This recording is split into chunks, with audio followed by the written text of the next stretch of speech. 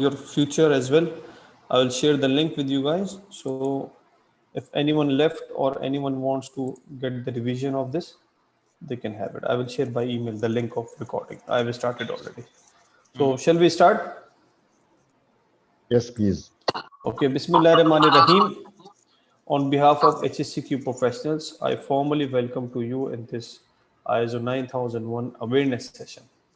ISO 9001 awareness session is all about quality management system, right? The quality management system is one of the international system of standard which is being derived from ISO. The ISO is an international platform who develops the standard, who develops the specification and the requirement for the companies. Always remember that ISO 9001 or any other standard of ISO management system are not a mandatory requirement. It's a voluntary requirement.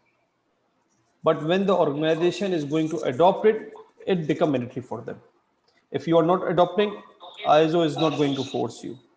Any legal department is not going to force you. But now with the passage of time, some requirements from the legal sides are getting mandatory. And one of them is the ISO 9001 certificate. Like from SFDA, they are they are forcing the companies to go for the food safety certification. Whether you are a warehouse or a manufacturing or a bakery, they are pushing the companies. So it depends on the criticality of your work, criticality of your occupation.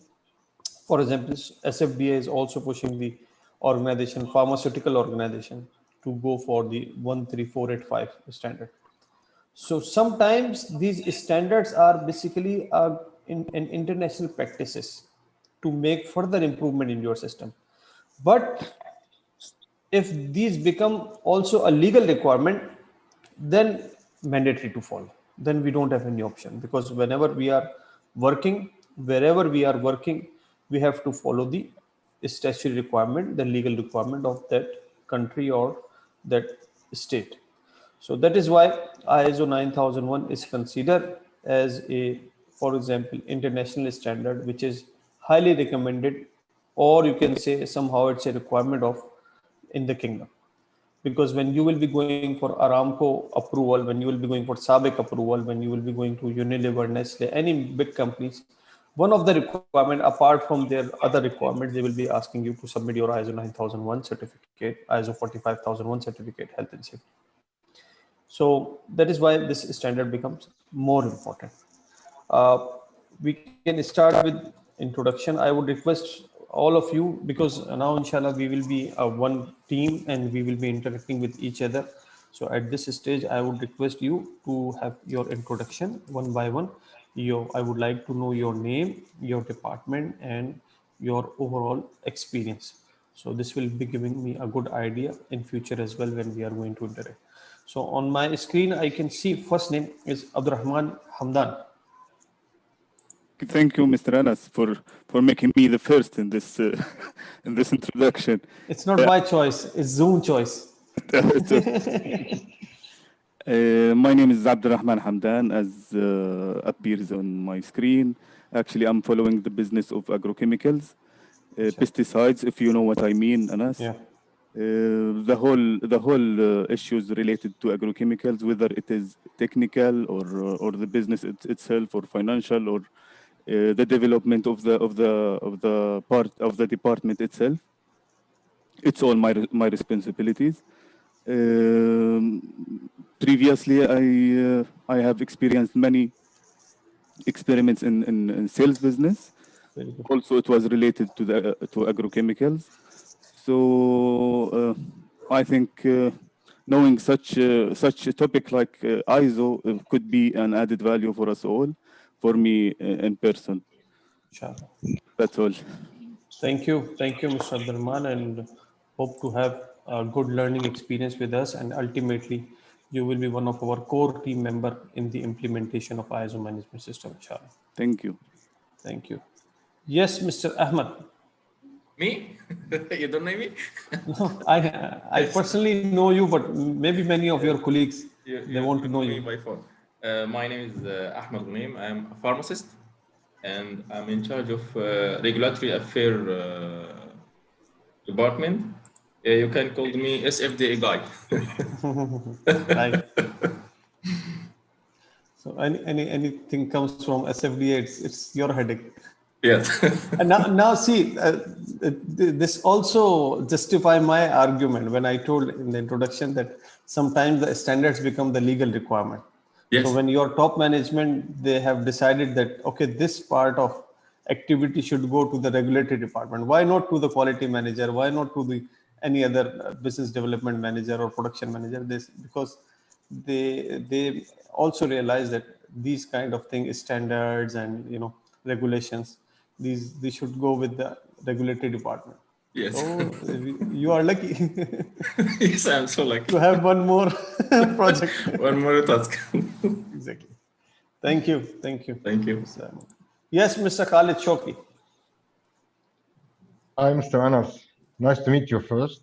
Thank you. And thank you very much for the initiative and this opportunity. So my name is Khalid Shawi. I'm the managing director of AMMC. I'm based in Jeddah. I'm very pleased to work assistant of a very professional team on board of this company, which we have one aim, one big aim to all of us, which one for all and all for one. So the teamwork is very essential to us in this organization. And we have always positive vibes. We have always to aim high, and inshallah we'll reach our objectives. Thank you so much. Inshallah. That's very good. That's very good. This is also a very strong commitment from the top management that they are taking out the time to attend the session. This shows your commitment towards the improvement of the system as well. Guys, I have, as a host, I have one right available with me, and sometimes I use this right. The right is to mute you guys. Right? Whenever I feel that someone is having some distortion in the background, because definitely you are sitting in different places.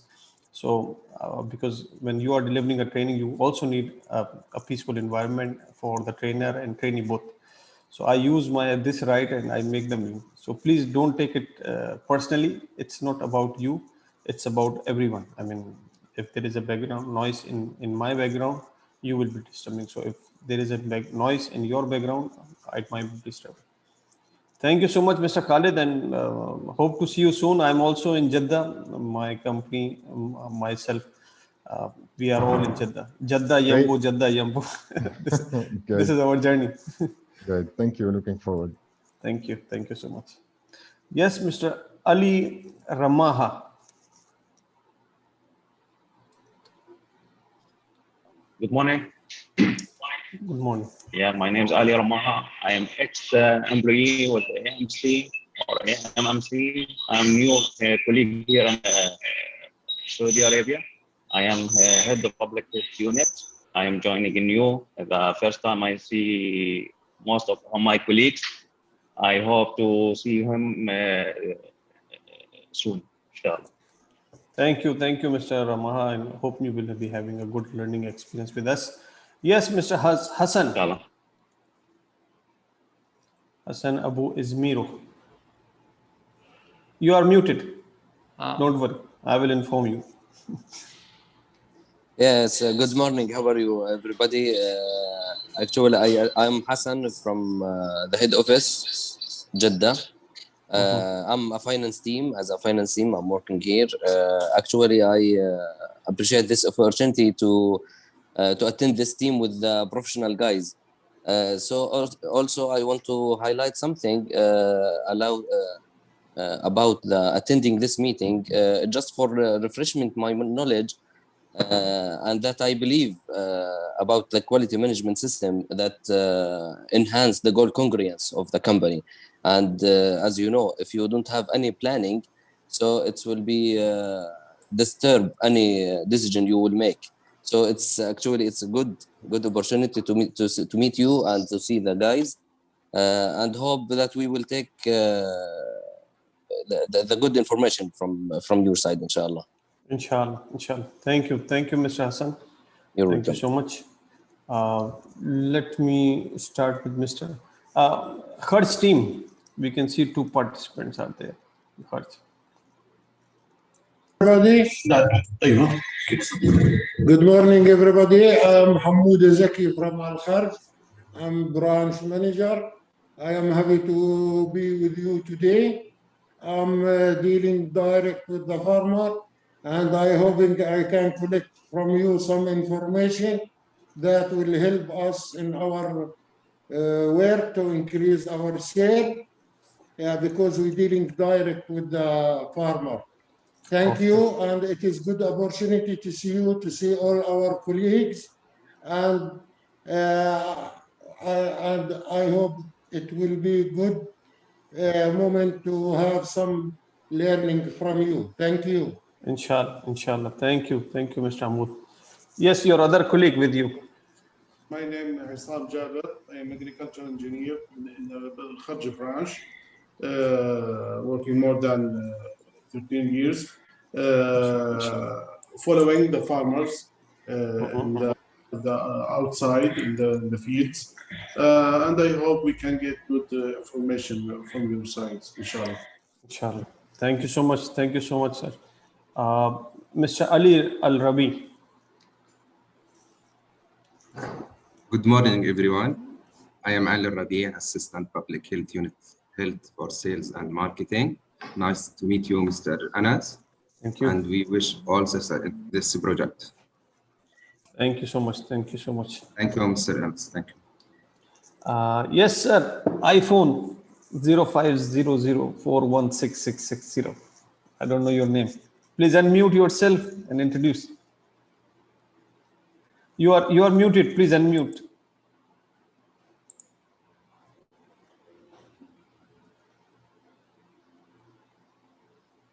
You are mute. Yes. No. Still no. No. Yes. Very good. Very good. Yes. Engineer Bilal Nashwan. I am a deputy director Al Qasim branch. MashaAllah. I am agriculture engineer from 1998. MashaAllah. Good morning for all colleagues and you. I hope you benefit from this course, inshallah. Inshallah. So you are basically located in Qasim. Yeah, Al Qasim. Okay. I'm coming Qasim tomorrow. Not tomorrow, Wednesday. Inshallah. Ahlan wa sahlan. Welcome. Inshallah. I hope we will get some time to meet there. Inshallah. Thank you. Yes, Mr. Hassan. Thank you. Hello, good morning, everybody. I am Dr. Hassan Abid. I am a vet unit manager based in Jeddah. Thank you, Mr. Anas, for this meeting, and nice to meet you, and hoping to see you soon. Thank you. Thank you. See, this is another very good platform to combine all your teams. It is very rare. Yes. Okay, thank you. Yes, Mr. Faisal Al-Bakami.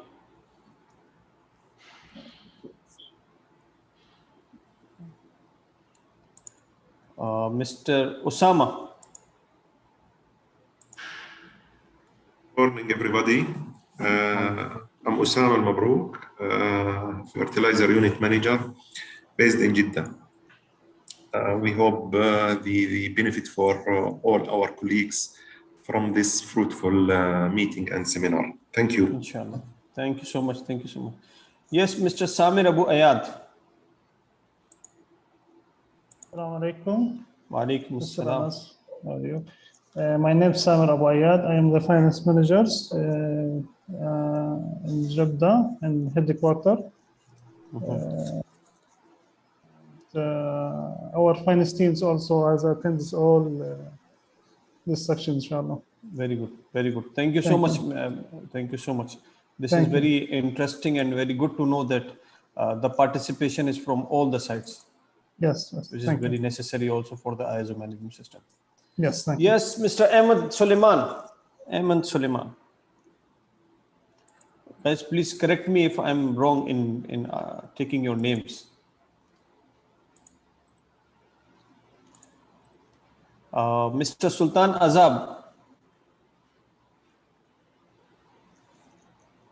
Yes, good morning. Good morning.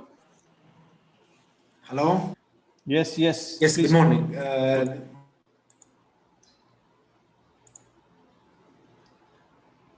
No, we are not be able to hear you.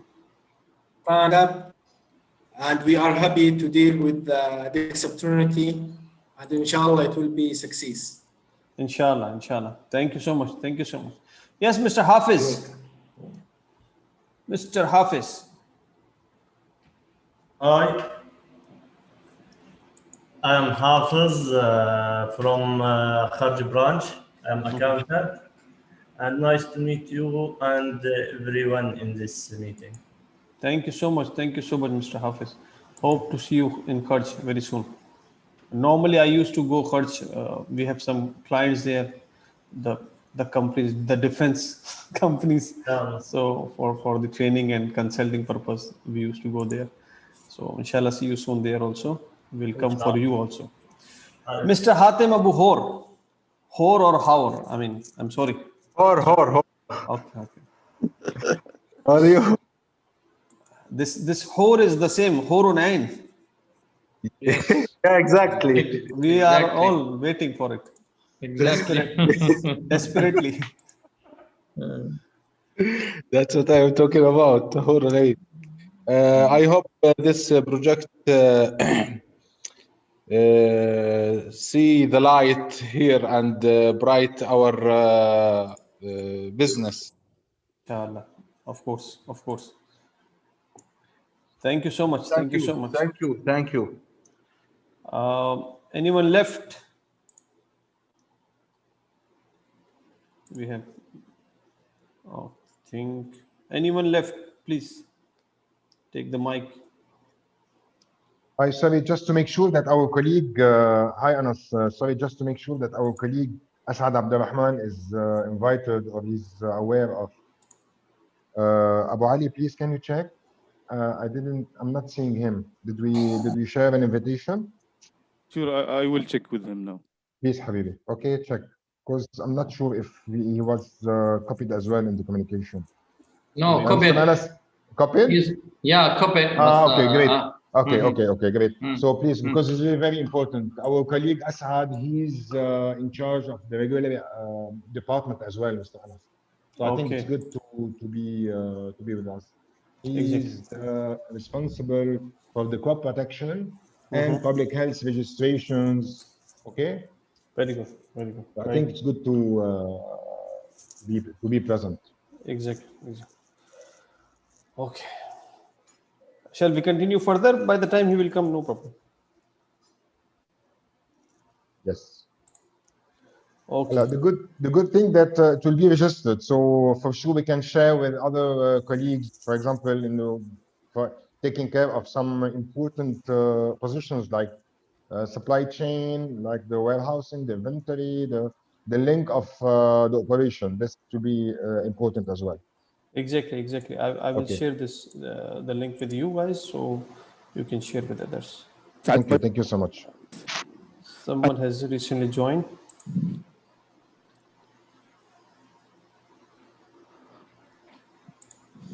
Okay. If you someone who just joined, if you want to please introduce.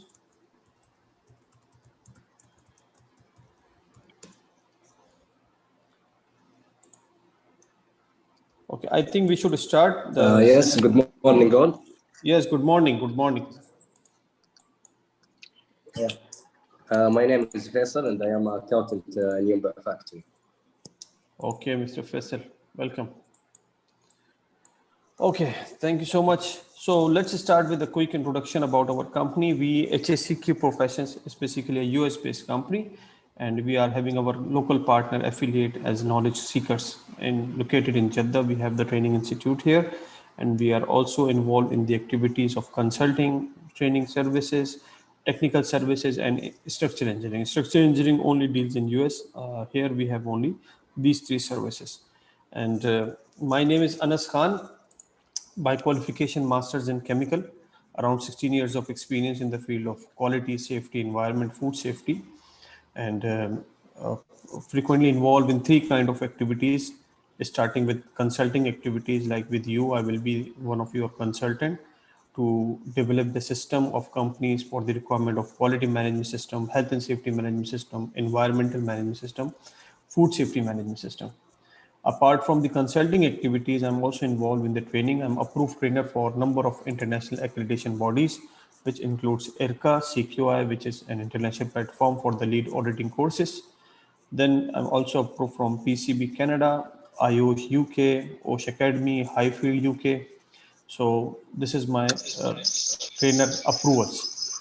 Apart from training and consulting, I'm also involved in the auditing activities. Audit before, in my past experience, I was a full-time auditor. I worked 5 years in the auditing field, but nowadays I'm just doing the audit very rare as per freelance opportunities or like that. So during my audit career, I performed more than 500 third-party audits, which includes in Middle East, in Asian countries, in African countries. And apart from these 500 audits, more than 500 audits, alhamdulillah, I visited more than 350 companies. So the good thing with the services company that with the limited time, you will be able to have high exposure, especially if you are a trainer or you are an auditor, you will be having high exposure.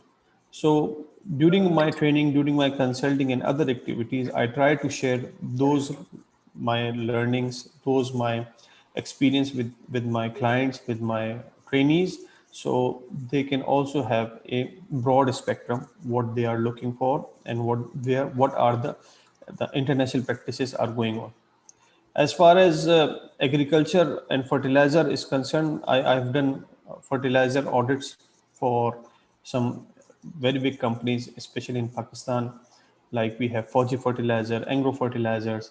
I'm approved auditor also from International Fertilizer Corporation, IFC, to do the audits for health and safety for different companies for those who are associated with IFC. I hope you all have idea about IFC. Is an international platform which provides the funds and the finance to different international fertilizer companies to develop their products and to survive. So here sorry, Mr. Anas, can I, sorry, just yes, please. Yes, because please. it's important. You're mentioning what you have mentioned related to fertilizers, and you are aware of all the updated now information regarding this, because they are becoming more and more tough with the registrations. Exactly. And okay, so maybe we can talk later about something we have in mind. Okay, Sure, check with sure, you. Thank sure. you, thank you so much, really. Thank you. Sure. So here I'm currently doing the consulting activities for the number of companies. We have, mashallah, recently we have our projects with PIF, Public Investment Company.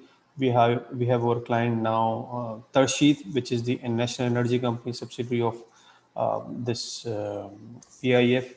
Then Tahliya, I'm dealing with Tahliya since long time for their training activities, for their other technical services we are providing. And Yasraf is our client for the auditing activities. Nesma Electric and Telecom, Unilever, Tetra Pak, Coca-Cola, this Abdul Latif Jameel, Abbott Laboratories. I'm approved auditor for the pharmaceuticals, also approved auditor for Abbott for their corporate audits. So Alhamdulillah, this is a very brief experience and introduction for me. I hope that we will be having a very good time with each other. It's always consulting is always a two-way learning opportunity. Training is also a two-way of learning opportunity, but with consulting, you are going to learn more because you are being able to discuss the technical things and what information as a consultant we are going to provide you. So it will be a win-win situation. Before, many times my auditors who are my friends, my colleagues, they used to say that for a consultant, the highest peak is to become the auditor, to have a third party auditor, so you will have international exposure and blah blah blah. But you came after auditing in the consulting. So I used to say them that with the auditing, alhamdulillah, I gain a lot of information, a lot of knowledge. But if I remain auditor for next 10 years, for next 15 years, I will not be able to deliver this knowledge and information. So at some stage, you want that what you have learned in your experience, it's time to deliver this thing. So with the training and with the consulting, you will be able to deliver those things which you have in your past experience. I started my career with Unilever as a production officer. Then I joined steel industry to work there for 3 years in the field of quality, safety, and environment. Then I joined SGS, which is an international company for providing the certification and auditing. And now, since last 7 years, I'm here in the kingdom, involving in the training, consulting, and as I told you, sometimes auditing activities as well. So our today's topic is all about ISO. ISO is basically an international platform. ISO is same like like United Nations, right? United Nations, Aqwam Muttahida is basically a platform where the members are the countries, not the individual. You cannot say that I am the member of United Nations. No, these are the countries who are going to become the member of United Nations. Similarly, in ISO, we have the countries are the member. Saudi Arabia, Pakistan, any other, Egypt, Jordan, they have the members from international countries. And it was formed in 1947, and up till now, they have developed more than 25,000 standards. These are not only the standards, but these are also the specifications, guidelines, how to implement different standards. Maybe in your processes, in your activities, you will also be following international standards. So similarly, ISO is also providing some international standards and specifications which you can follow and you can adopt your practices. Management system. When we talk about management system is the framework defining an organization policies, goals, objectives, and procedures. When we say that we have a management system, it means that the system is not dependent on people. The system is not dependent on people. I mean, it's not like that since my manager is absent today, so we will not be able to do any work, right? Since the purchase department or the finance department manager is absent, so we will not be able to release any PR, we are not be able to release any PO, we will not be able to pay any of the payments for the supplier. When we say management system, which means that a set of policies and procedures which is going to give you a value addition when you are going to implement. When we talk about ISO management systems, there are three things. In fact, four things which are required by the management system. The first thing that you are going to develop, or establish.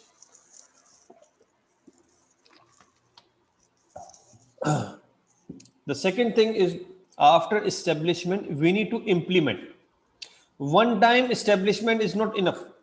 For example, you say that we are going to have the ISO certification, so khalas, we will do our all efforts to achieve this certificate. And after achieving this certificate, forget about ISO, right?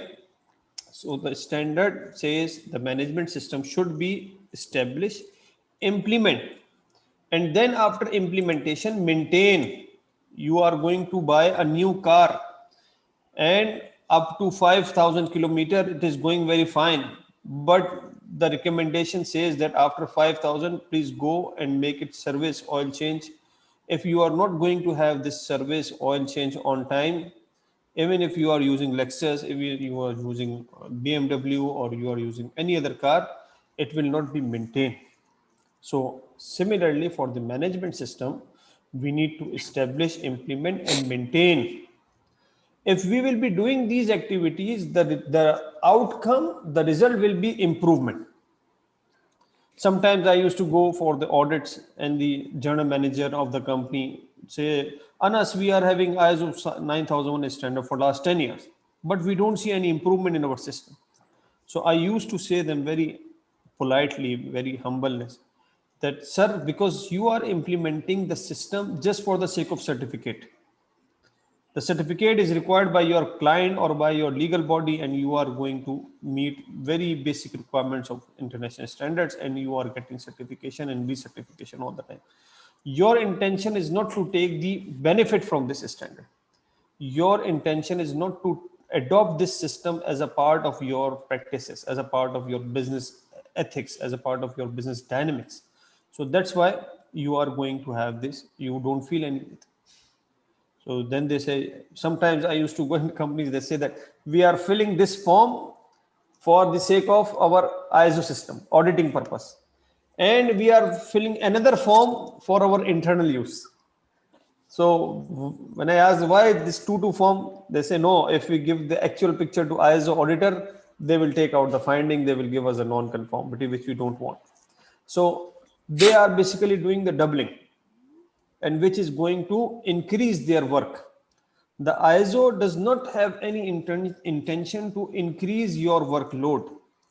The ISO is not an additional responsibilities on you to do 4 more documents, to prepare 4 more reports or 3 more reports.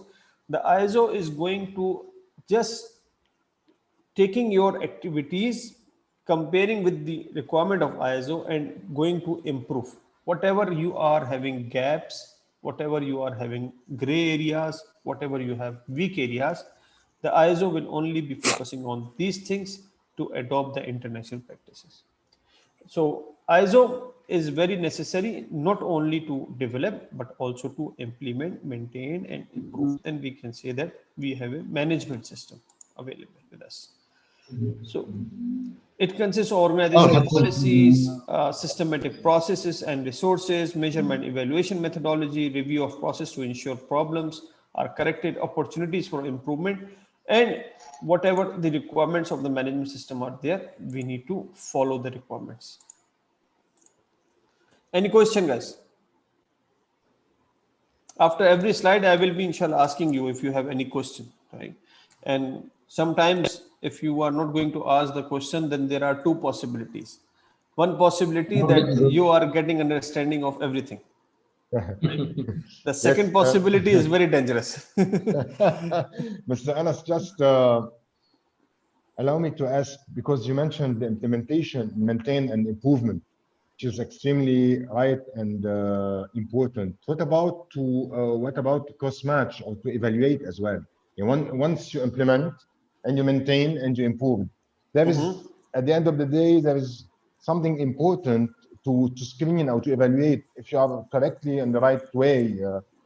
Exactly. For this purpose, yes. Yeah. For this purpose, there is a full clause available in the standard. It's clause number 9 to check. Right? Okay. After implementation, there is a check and then improve. So the ISO is going to provide you this requirement also, inshallah. Okay. So it's integrated between the implementation and the maintenance. Okay. Exactly. Thank you. So when we talk about ISO, we know that now ISO is an international organization for standardization. What does it mean 9? 9 is just a code which is recommended to the series of quality. Whenever you see any code starting with 9 and it has with ISO, so it should come in your mind that this is any standard about the quality, because 9000 is the series for quality. It could be 9001, 9004, 9022. Maybe tomorrow you are importing some pesticide, and on the bag of this pesticide or on the specification documentation of pesticide, it is written that this is produced by ISO 9022 specification requirement. So you as an ISO 9001 certified company, it should come in your mind that, okay, 9022, I don't know, but I know that 9000 series means quality. So they are basically following some standard of quality. What is that standard? No problem. No need to remember. There are 25,000 standard, more than 25,000 standard. We cannot remember, and there is no need unless you are going to adopt this standard. So 9000 series is dedicated to the quality management system. Then we have 2015. This 2015 is basically going to give you the last updated version. When you have the 2015 or 2018 or any year, which means that this is the latest or the last updated version of this standard. So in 9001, we have still 2015 version, because 2015 version, when it came as a drastic improvement in the system. Before the system, the 9001 standard was a very low level of standard, although it's a mother of all standard. It's a very basic core standard, but it used to have only one person is responsible and he is doing everything, and you will get the certificate. But now it says you are going to involve everyone, starting from top management up to down the line. So the ISO standards, they are representing an international consensus. For example, as I told you, the members are the countries. Whenever ISO is going to launch any standard, they are going to develop the draft standard. Then this draft standard is going to publish to the member countries. The member countries provide their feedback in 6 months time. Then they are going to further improve it. Then they release final draft international standard, which again member countries are going to have it. And then they are going to release the standard, okay, international standard. They call it IS. Before DS, draft international, DIS, then FDIS, and then finally IS. So we can see that there are many steps which are involved. And when we talk about any standard, what is a standard? What do you think about the standard? Yes, Engineer Bilal, what do you think about a standard? What is a standard? If someone asks you, what is a standard? Standard. I don't know. Standard is a standard. Our standard is very high. When we say our standard is very high. Yes, Mr. Ahmed, standard. Yes, Ahmed, you are muted. Yes, me? Yes. Yes, standard is standard, making something conform. Very good. A standard is something which is going to have the conformance. Or in other words, we can say that reference. Very good. Mr. Asad, he says that standard is the reference. Very good. A standard could be a reference. A standard could be a benchmark. A standard in general, or the simplest definition of a standard, is the set of best practices. Mashallah, you are all professionals. When you will be sitting at one place and discussing any issue, so you will be providing your experience and expertise. You will recommend something. Another person will recommend something. Another person will recommend something. And once we are going to combine these recommendations, then we say that this is the policy of my company. This is our procedure. This is our standard which we have to follow. Whether tomorrow you will be the part of this team or no part of this team, you will stay in this company or you will not stay in this company, but the standard will always be there. So standard is basically the set of best practices. And when the ISO standards are going to be established, they are also being established by the consultant, by the trainers who are having expertise of these areas. They develop the standards and then it is being approved by the member countries. If 70% of the member countries are agree on any standard, they say, khalas, okay, this is launch. This is considered as the final version. So this quality management system serve as framework for continuous improvement, right? Continuous improvement. The outcome of the standard, the last clause of the standard is the improvement.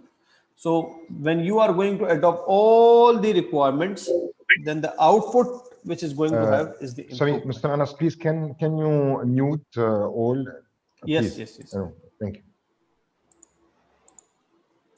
So when we are going to implement all the clauses of a standard, the outcome will be the improvement, right? The improvement which we can gauge, the improvement which we can analyze.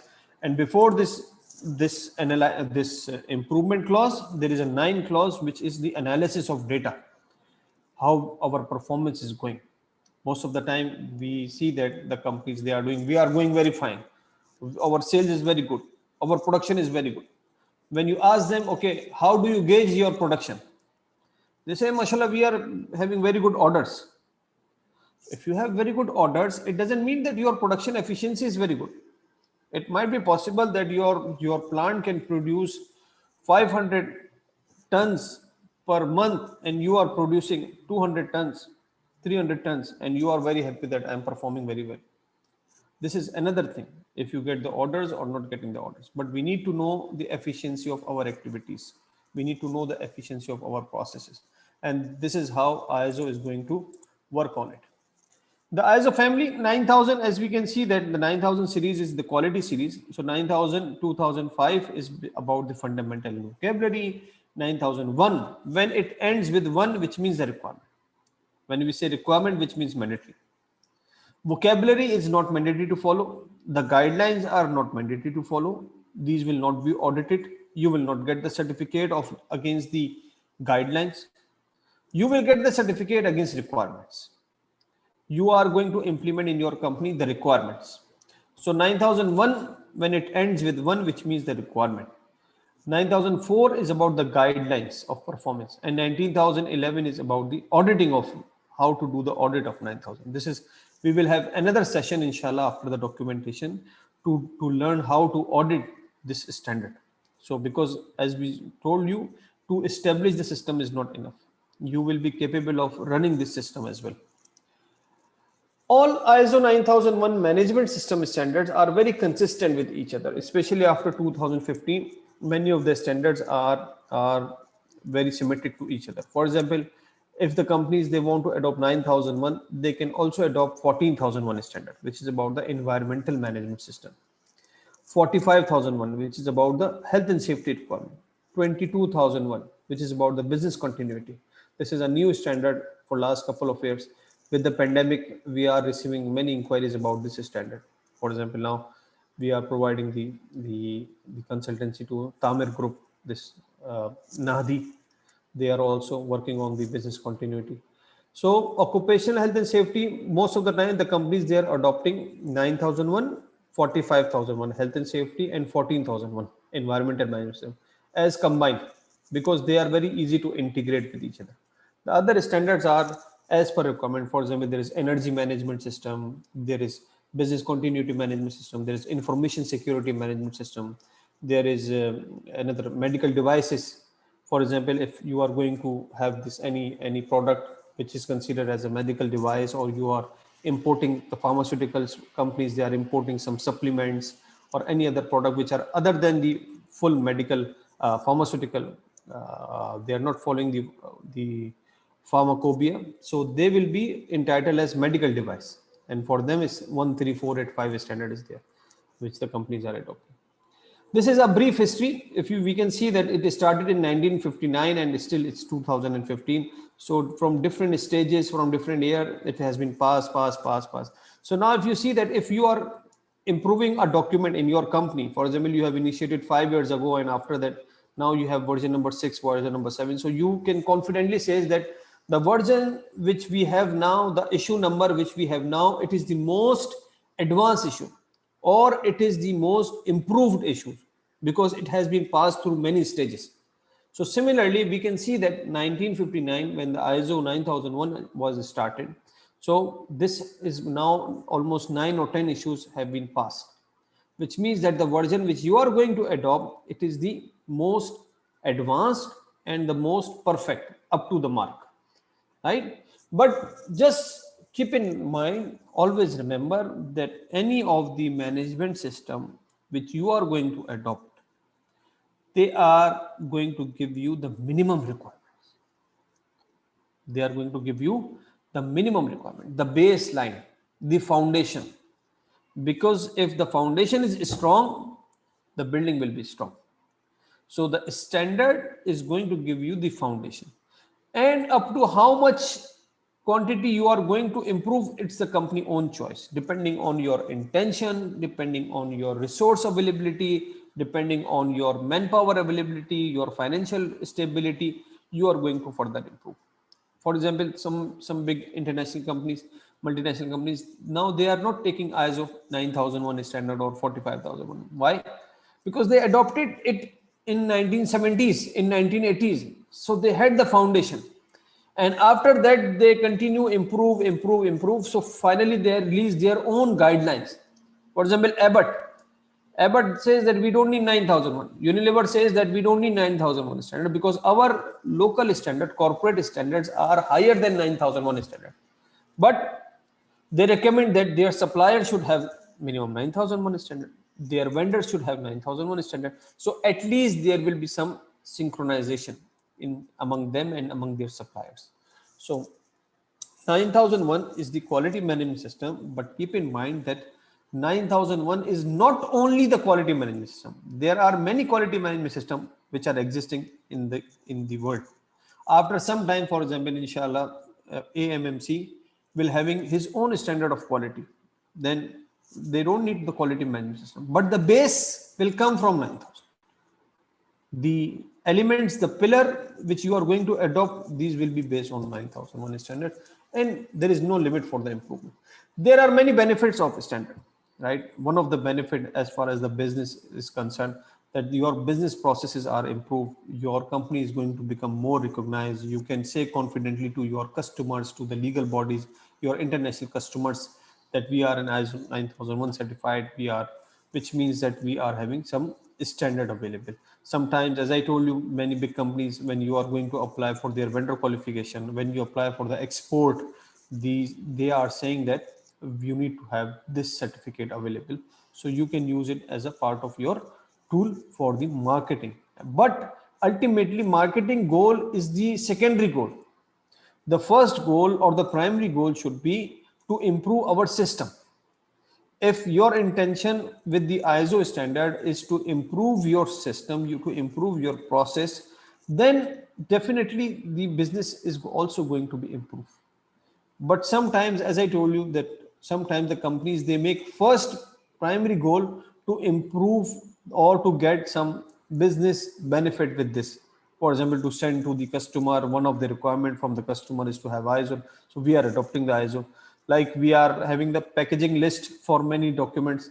We are also considering ISO as part of the packaging list, that you have to take this document and send it to the customer so he will approve your proposal. It's not the case. So there are number of benefits, and similarly legal compliance, right? Legal compliance is going to be improved. Sometimes, as I told you, that it becomes a legal requirement to have the ISO. ISO emphasize always that the first important thing for you, the company, is not to follow the ISO standard. The first important thing for the company is to follow the legal requirement. This is written as in the first clause of the standard. Wherever you have applicable legal and other requirements to your business, this should be your prime, or this should be your foremost priority. Because why? You cannot run the business without legal requirement. You can run the business without ISO. So that's why sometimes the companies, then they think that what will be the benefit of ISO? We are following the legal requirements. Or sometimes they say we are ISO, which means we are international. Why to follow the local requirements? No, because ISO also focus that you have to follow the local requirements, right? Higher customer satisfaction. We are going to have the customer satisfaction surveys. We are going to have the customer satisfaction requirements availability, complaints handling. So this customer satisfaction is going to improve with our ISO management system. One important concept with the ISO, on which the whole ISO management systems are adopted, is the PDCA. What is PDCA? PDCA is Plan, Do, Check, Act. Plan, Do, Check, Act. This Plan, Do, Check, Act is also started during the Second World War. You know, it's a Japanese proverb that our plans do not fail. In fact, we fail to plan, right? If we have a strong plan, if we have a strong activities available, why the companies, they are having a planning department nowadays? Why the companies, they are having planning engineer, planning manager available? Before it was a purchase manager. Before it used to be now they have the concept of supply chain management. Why these are things are there? Because they know that if we don't have a full system, production department is busy in production, marketing department is busy is busy in selling the product, purchasing department is busy in taking the raw materials. Who is going to be the coordination in between? To have a strong communication in between, we need to have supply chain, we need to have the planning. I'm sorry guys, I'm sorry. Okay, so plan what to do, how to do. What to do, how to do.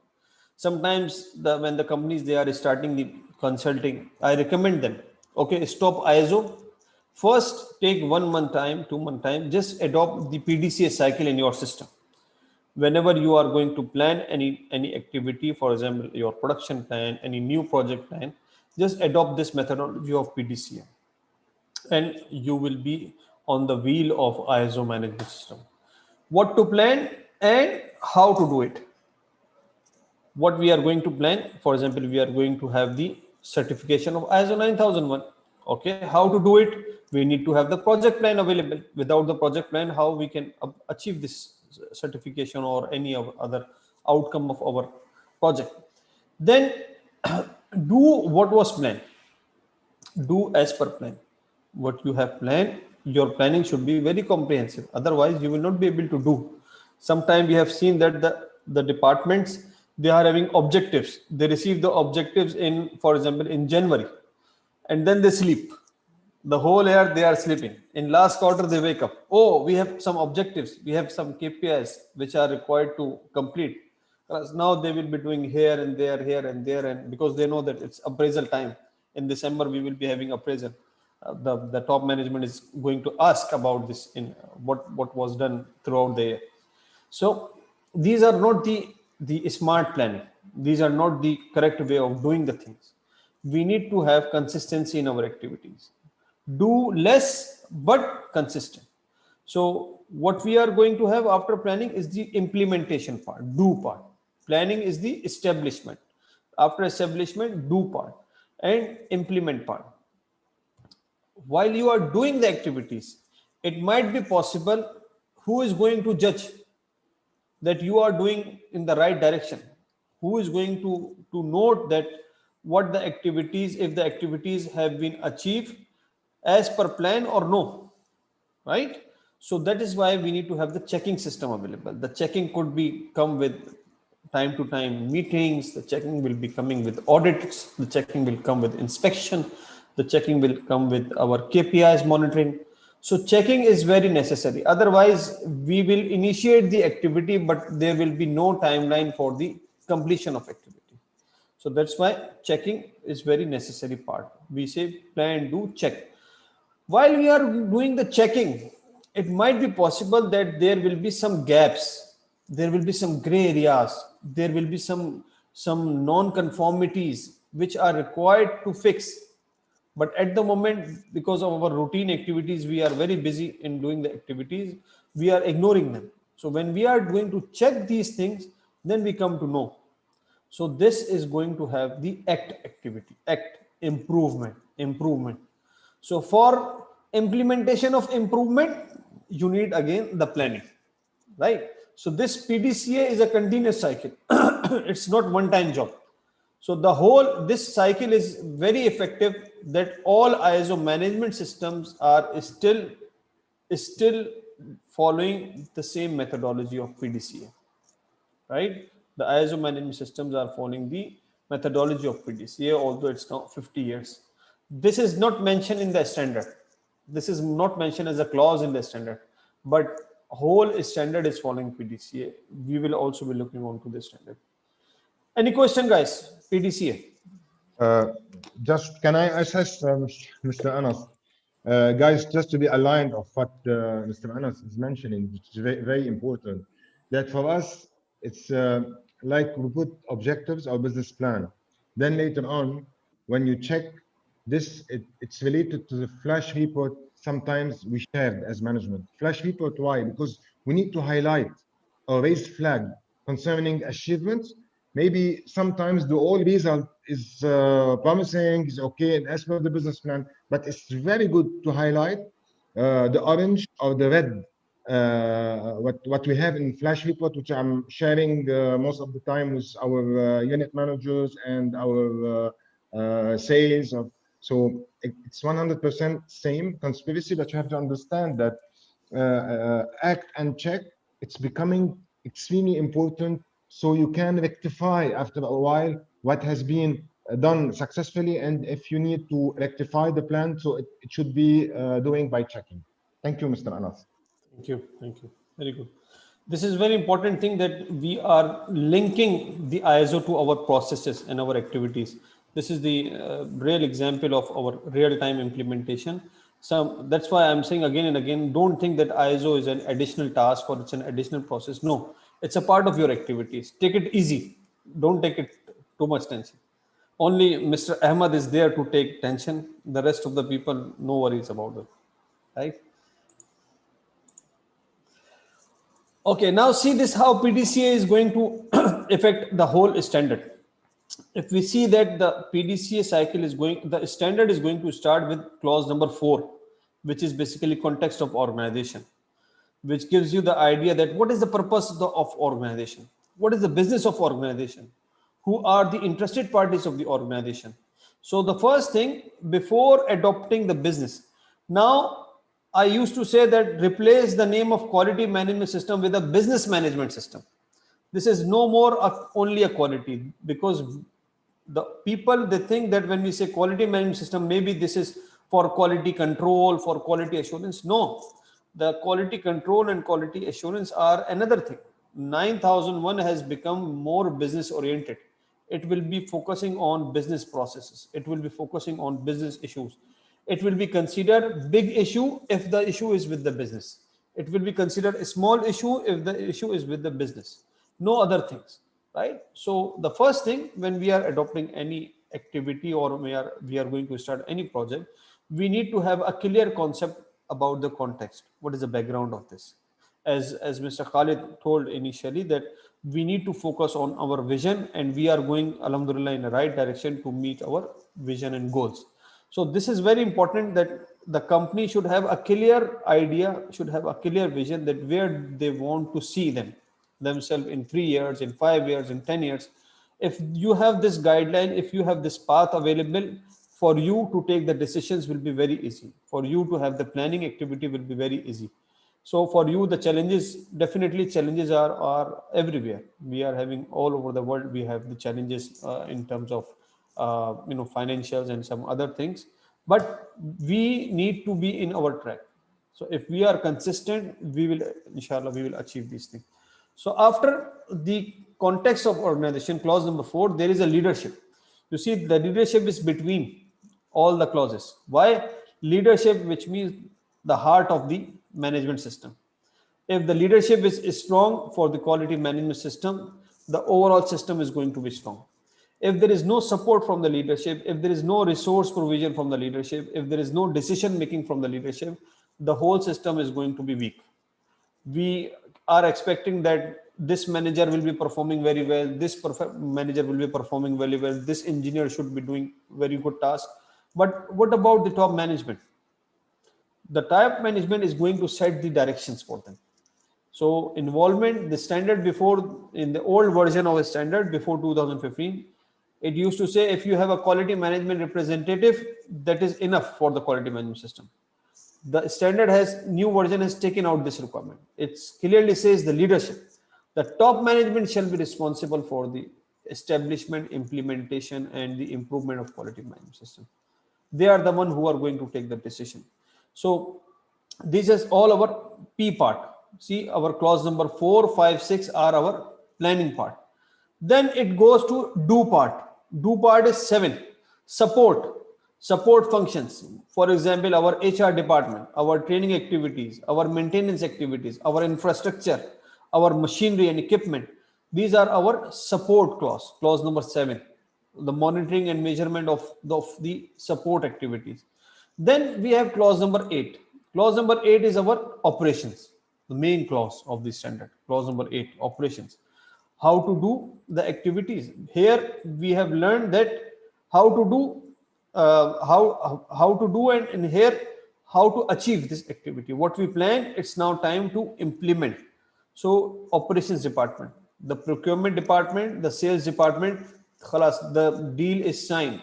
Then it goes to the planning department to arrange the raw material, to arrange the requirement which are needed for the production. Finally, production is the one who is executing. You can see their activities physically, that they have the activities available there. So any kind of operation, whether it's a manufacturing or we are importing something, these all will go to the operations activities.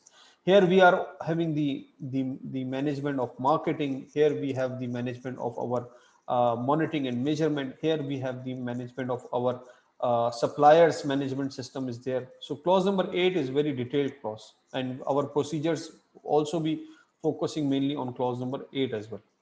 Then while you are doing the activities, you need to have the checking part. Remember, we discussed checking part, which is clause number 9, performance evaluation. Now you can see with the name performance evaluation. What is your performance here? You are going to check here. This contains the analysis of data. This contains the corrective actions. This contains the audits, right? These are all in our performance evaluation.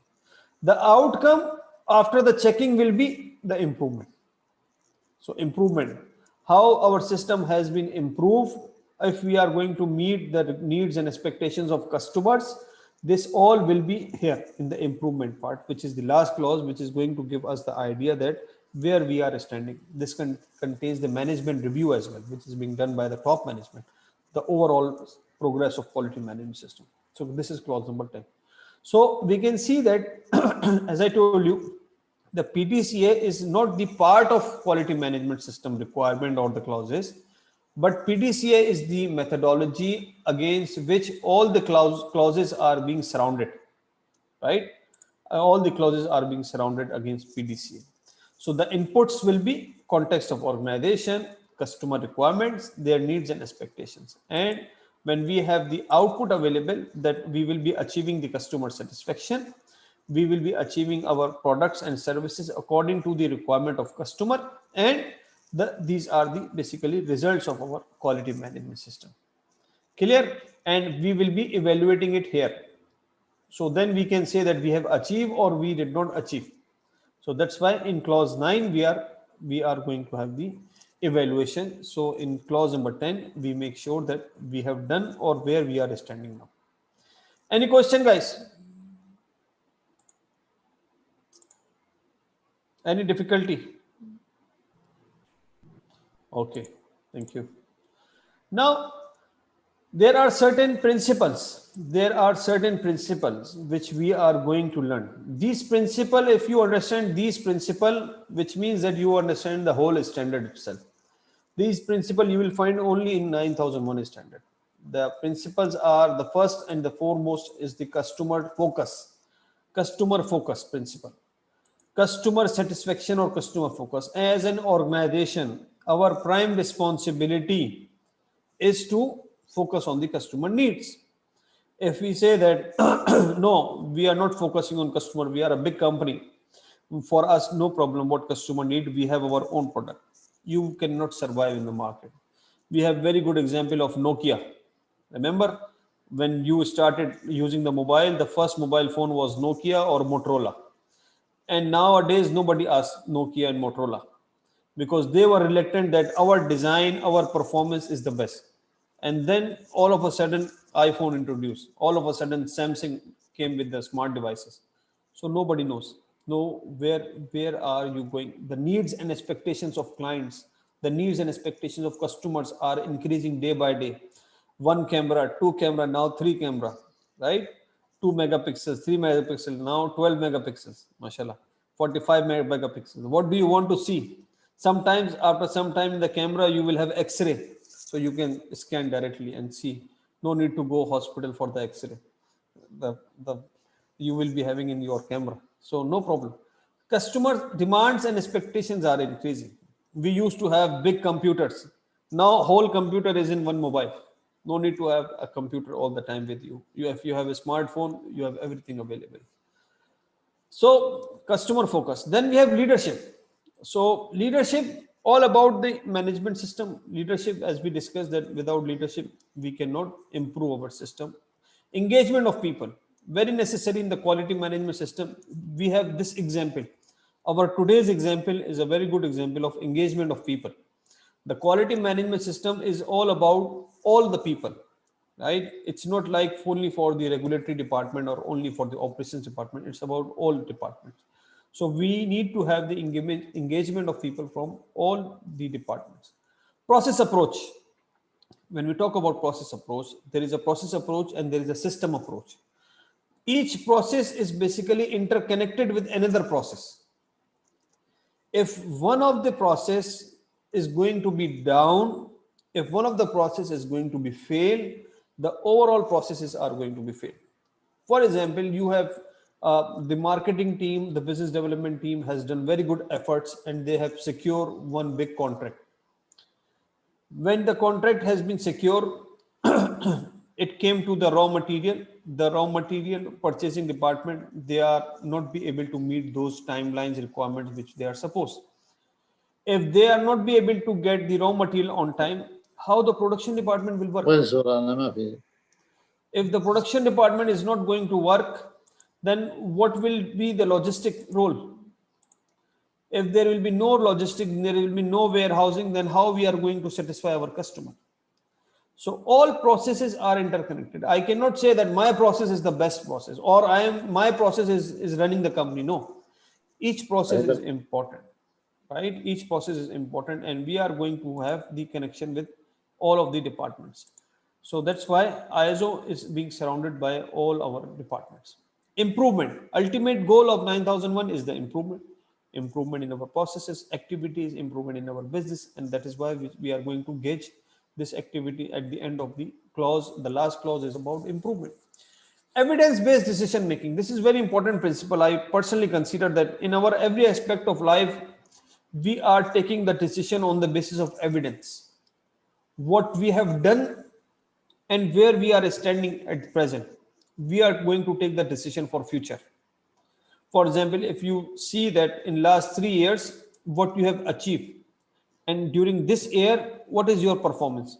You will be forecasting for the next 1 year or 2 years, minus pandemic situation, right? But you will be forecasting. This is how everything is going to be. For example, where I was standing here, how much investment I had, how much saving I had, what I have purchased in terms of my property, what I have purchased in terms of my vehicle.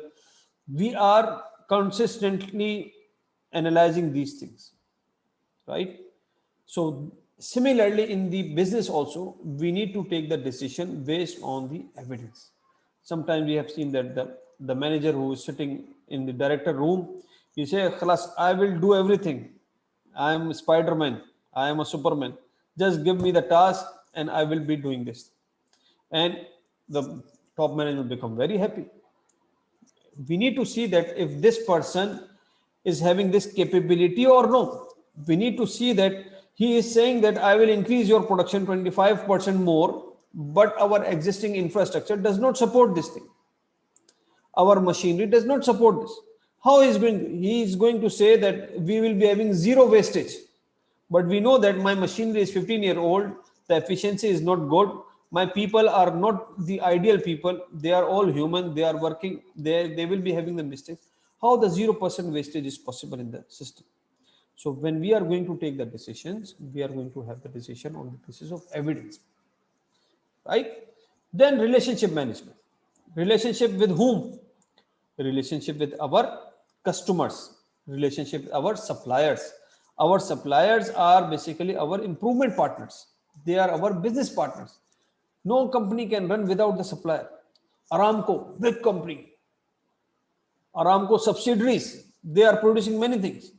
Still, they have more than 10,000 suppliers. They are depending on the suppliers. Why? Because you cannot survive alone. You have to take the raw material from somewhere. You have to take the services from somewhere. MashaAllah, for example, you as a team, I can see that most of you are having experience more than half of my age, MashaAllah. But at the end of the day, when it comes to some special requirement, you are needing a consultant, right? Because everyone is expert in his field. So that's why the relationship management with our customers, with our suppliers, with our neighbors, with our employees, these are very necessary. Otherwise, you will not be able to improve. So this is all about our quality management system. You know, in Unilever, they they have their vendor qualification system, which is very detailed vendor qualification system. Unilever, Nestle, Kraft Food, Reckitt and Benckiser, their consultants, top managements and consultants sit together and they thought that why don't we have a system? We are depending on our suppliers all the time. But what is the reliability of our suppliers? One time there was an incident in one of the factory that the supplier who was providing them the label for the bottle, the label, not the bottle, okay, only the label of the bottle. This supplier was a very small company, you know, the printing company, printing press, it's like one room, two rooms, and they are printing. They got fire incident and they are having the order of this big company. Now the shampoo was ready in the tanks at the factory. The bottles were available, but they cannot fill the bottle. Even if they fill the bottle, it cannot be shipped to the stores. For example, if you go to Danube, if you go to any other supermarket, hypermarket, and I ask you, sir, please take this shampoo, and you say, what is the name of this shampoo? There is no label. No, this is a very good shampoo. This is the same shampoo which you used to have all the time. How you are going to trust the integrity of this shampoo? If I say, please take it 5 real less, still you are not going to take this. Even maybe you have the idea that the product inside is same. But we as a human, we are not going to trust the integrity. For example, I give you the shampoo bottle without the cap. And I say, Wallahi, this is the same thing which you are having this. And I'm giving you in 25% reduction margin. We are not be able to take this. So due to that small printing press, the operations of a multinational company have stopped. Right? So then they realize that how important are our suppliers in our business. So then they decide that we need to have a strong system available for the suppliers qualification. So that's why they have the SEDEX system. They call it SEDEX for the supplier management. So principle of quality management system are basically all the principles are being surrounded by any of the processes, any of the activities.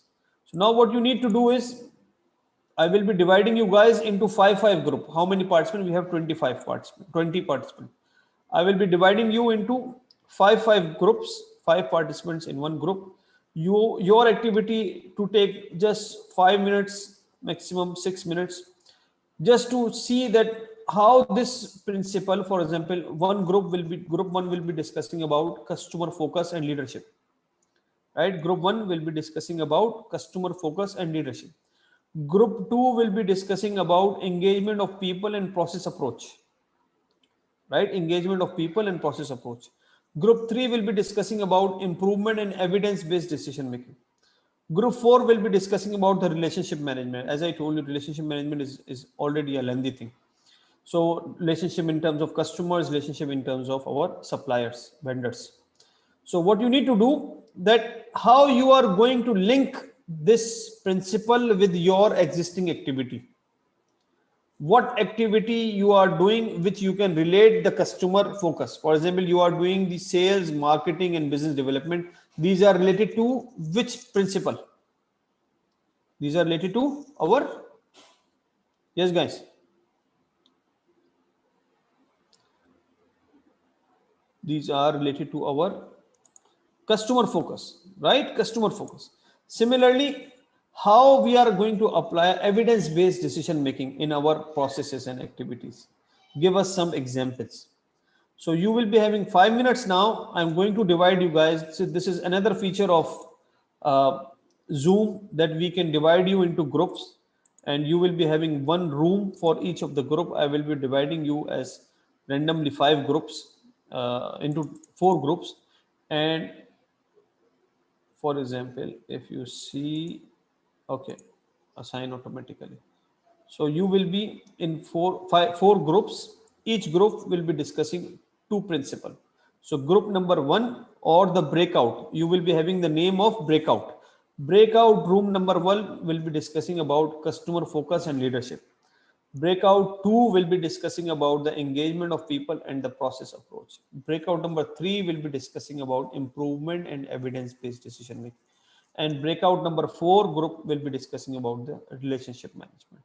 You are having 5 minutes. What you are going to write, just give us 1, 2, 3 benefits of this principle and how this principle is linking to our activities in the company. Okay, give us few idea about that. Then we will be taking the break and moving our next activities. Yalla. Please, in group room number 1, we have Mr. Abdullah, Mr. Ahmad, Mr. Asad, Mr. Hassan, and we are having Mr. Khalid Shoki. Okay. In group number 2, we have Mr. Hatim, and then Mr. Hafiz, Mr. Ali, Mr. Mahmoud, Mr. Samir. Sorry. Group number 3, we have Ayman, Hassan, Mardawi, Osama, Sultan. We have group number 4, Abdulaziz, Abdurrahman, Ali Al-Rabai, Kharj, and Mr. Faisal. Yalla, you are going to join. Please, you will have a notification on your screen. Just join your group.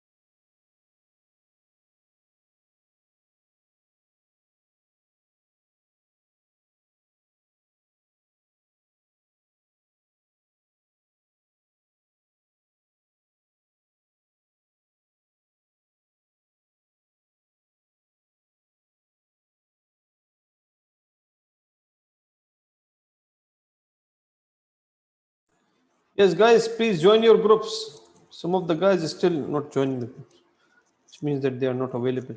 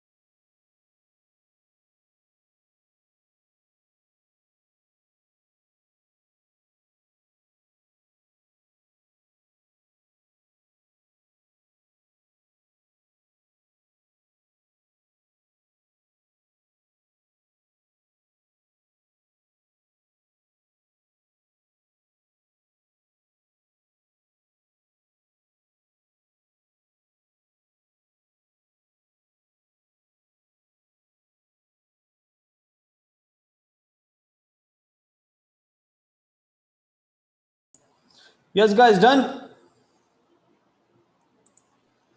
Yes. Very good. So group number 1, who is going to give us the summary?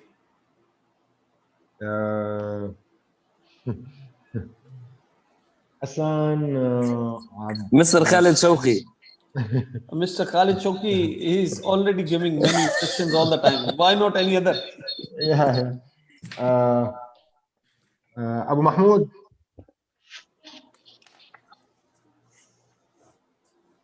Abu Mahmoud. Mute. You're mute. عندك الموضوع بجد. طيب. انت البيج بوس. يعني لا. عندك. طيب. Something very important, dear Anas, just to discuss with guys, that customer focus for sure it's very important because customer is our investment. It's part of the business. So we need to make sure that, and this is a pure example to MMC. MMC, our quality or our upper hand, if you compare to other organizations, with due respect, we are not a box mover. We are providing services, and these services is related to the trust. So we live with our client from the base, from the seed part till the end, passing by the crop protection and the fertilizer. So we are providing services, and these services related on the trust of the customer. So we focus on all these obligations, and at the same time, we need to know from the beginning the request or what he needs. Okay, so exactly we need to understand the customer to be able to focus on his requirement with the best output at the end of the day. Because the client, he will try us. If he will notice that we are not providing a good service and good good product with high quality, and at the end to have the perfect product, because we are dealing with life. Seeds are of the agriculture. It's not a solid product. This is related to many steps that we need to provide to the client. Very good, excellent. Okay. What about leadership? Yes. Sure. Leadership, yes, it's leadership. You know, and this is applied in our organization. Luckily, we bypass the terms of manager or boss or whatever. So we are trying all the time to meet the spirit of colleagues, to meet the spirit of teamwork, to be able to provide, you know, in terms of mentor and to provide good guidance to and to support the people in terms of to complete and to delegate weaknesses. To delegate weaknesses. This is extremely important. So if I want to deal with anything, I have to deal with the right people and try to be part of a team and not sorry, manager or boss or whatever or MD. Or this is extremely important to complete our leadership positioning and skills. Very good. Also, in the quality management system, we need a strong leadership coming from the top. All people who are working within the organization or on behalf of organization, they will be following the same strategic objectives which are being defined by the leadership. Very good. So who is going to discuss engagement of people? Engagement of people. Yes, guys. Group number 2.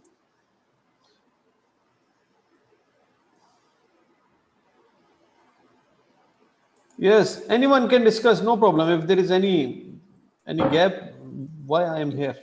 Mr. Anas, we keep this point for Mr. Abu Hamza, our HR managers. So, where is he?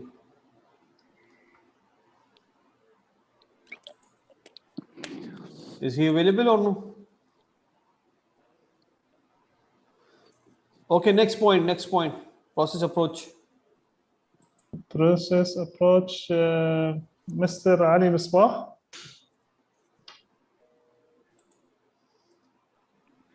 Yes, Mr. Ali.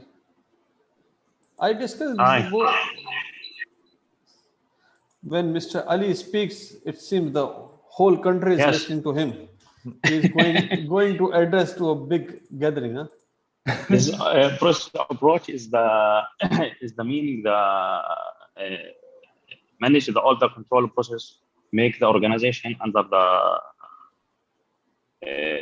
together to reach the achievement, the target. Right. And for example, okay, for example, yes, please. For examples, we have request the materials, then the purchase department make the POs, then it's come to the finance department for approvals, then it's going to the supply chain to shipping the goods. And all connecting to each other. Very good, very good. So if any of the department is going to have the issues, if there is a lacking from any of the department, the whole process is going to be effect. When we are looking from an outsider customer, for you AMMC is a company, right? So if any department is going to be weak, we will not saying that this department is weak, we say that the company is weak, the company response is not good, the company quality is not good, the company relationship is not good, right? So that's why the 9001 always talk about the full process, about the all activities. Very good. Improvement. Yes. Who is going to discuss? Regarding improvement, actually, in order to improve any business, we have to run out SWOT analysis. Very good. Yes, and to focus on the weaknesses or to improve the strengths points. Actually, after discussion with my colleagues, we prefer to focus on the weaknesses within our organization. We have, but first we have to say that improvement and evidence-based decision making are connected. They are linked together. If you can define the problem or the weakness, then you can take the right decision, the right and the best decision. We choose 2 points to speak about. The first one is the marketing activities. We are a little bit weak in this point. The correct decision is assigned to our HR management to assign well-qualified people to follow this business, to follow the marketing and let's say all activities of marketing related to marketing. Yes. Okay. The second point is our supply chain. Also, the right decision is to hire a qualified person or a specialized person, and to run out a training or to make investment for the already calibers who are connected to this chain. Very good, very good. So what could the evidence base can added value in the improvement part? Thank you. Okay, Mr. Osama, my question is you have done a very good explanation. Please raise up your voice a little bit. Okay. My question is that how in our improvement part the evidence-based decision making can add the value? If the decision is correct and this correctness of decision is depending on the evidence, right? Yes. If you take your time to analyze the whole picture and collect the correct info and collect evidences, then your decision will be correct. Very good, very good. And once our decisions are going to be correct, they are going to make a part in our improvement. Very good, Mr. Osama, and your team, mashallah, very good, excellent. Yes, the next is relationship management. You learn all 9001 system. Huh? You are seniors here. Mr. Hassan, Mr. Sultan, and Mr. Mirdawi. They are seniors here, and we are in the same office, huh? We are lucky. We are in the same building. Mashallah, very good, very good. Please, social distancing, huh? Can we Unless leave you are now? all vaccinated. Unless you are all vaccinated. We continue. No, we need to continue. We need to continue. It's the start of journey. It's not the end of journey. Okay. Okay, the next group, relationship management. Quick, guys. I'm gonna talk on behalf of Group 4. Okay. I'm gonna talk about forecasting, about evidence-based decision making. We have some examples that we are all agreed on. One of them is budgeting. We can take into consideration for example, the last 3 years of sales and budgeting in order to indicate our purchases and our sales plan for the next year. Very good. This is the evidence that we can based on to take our decision.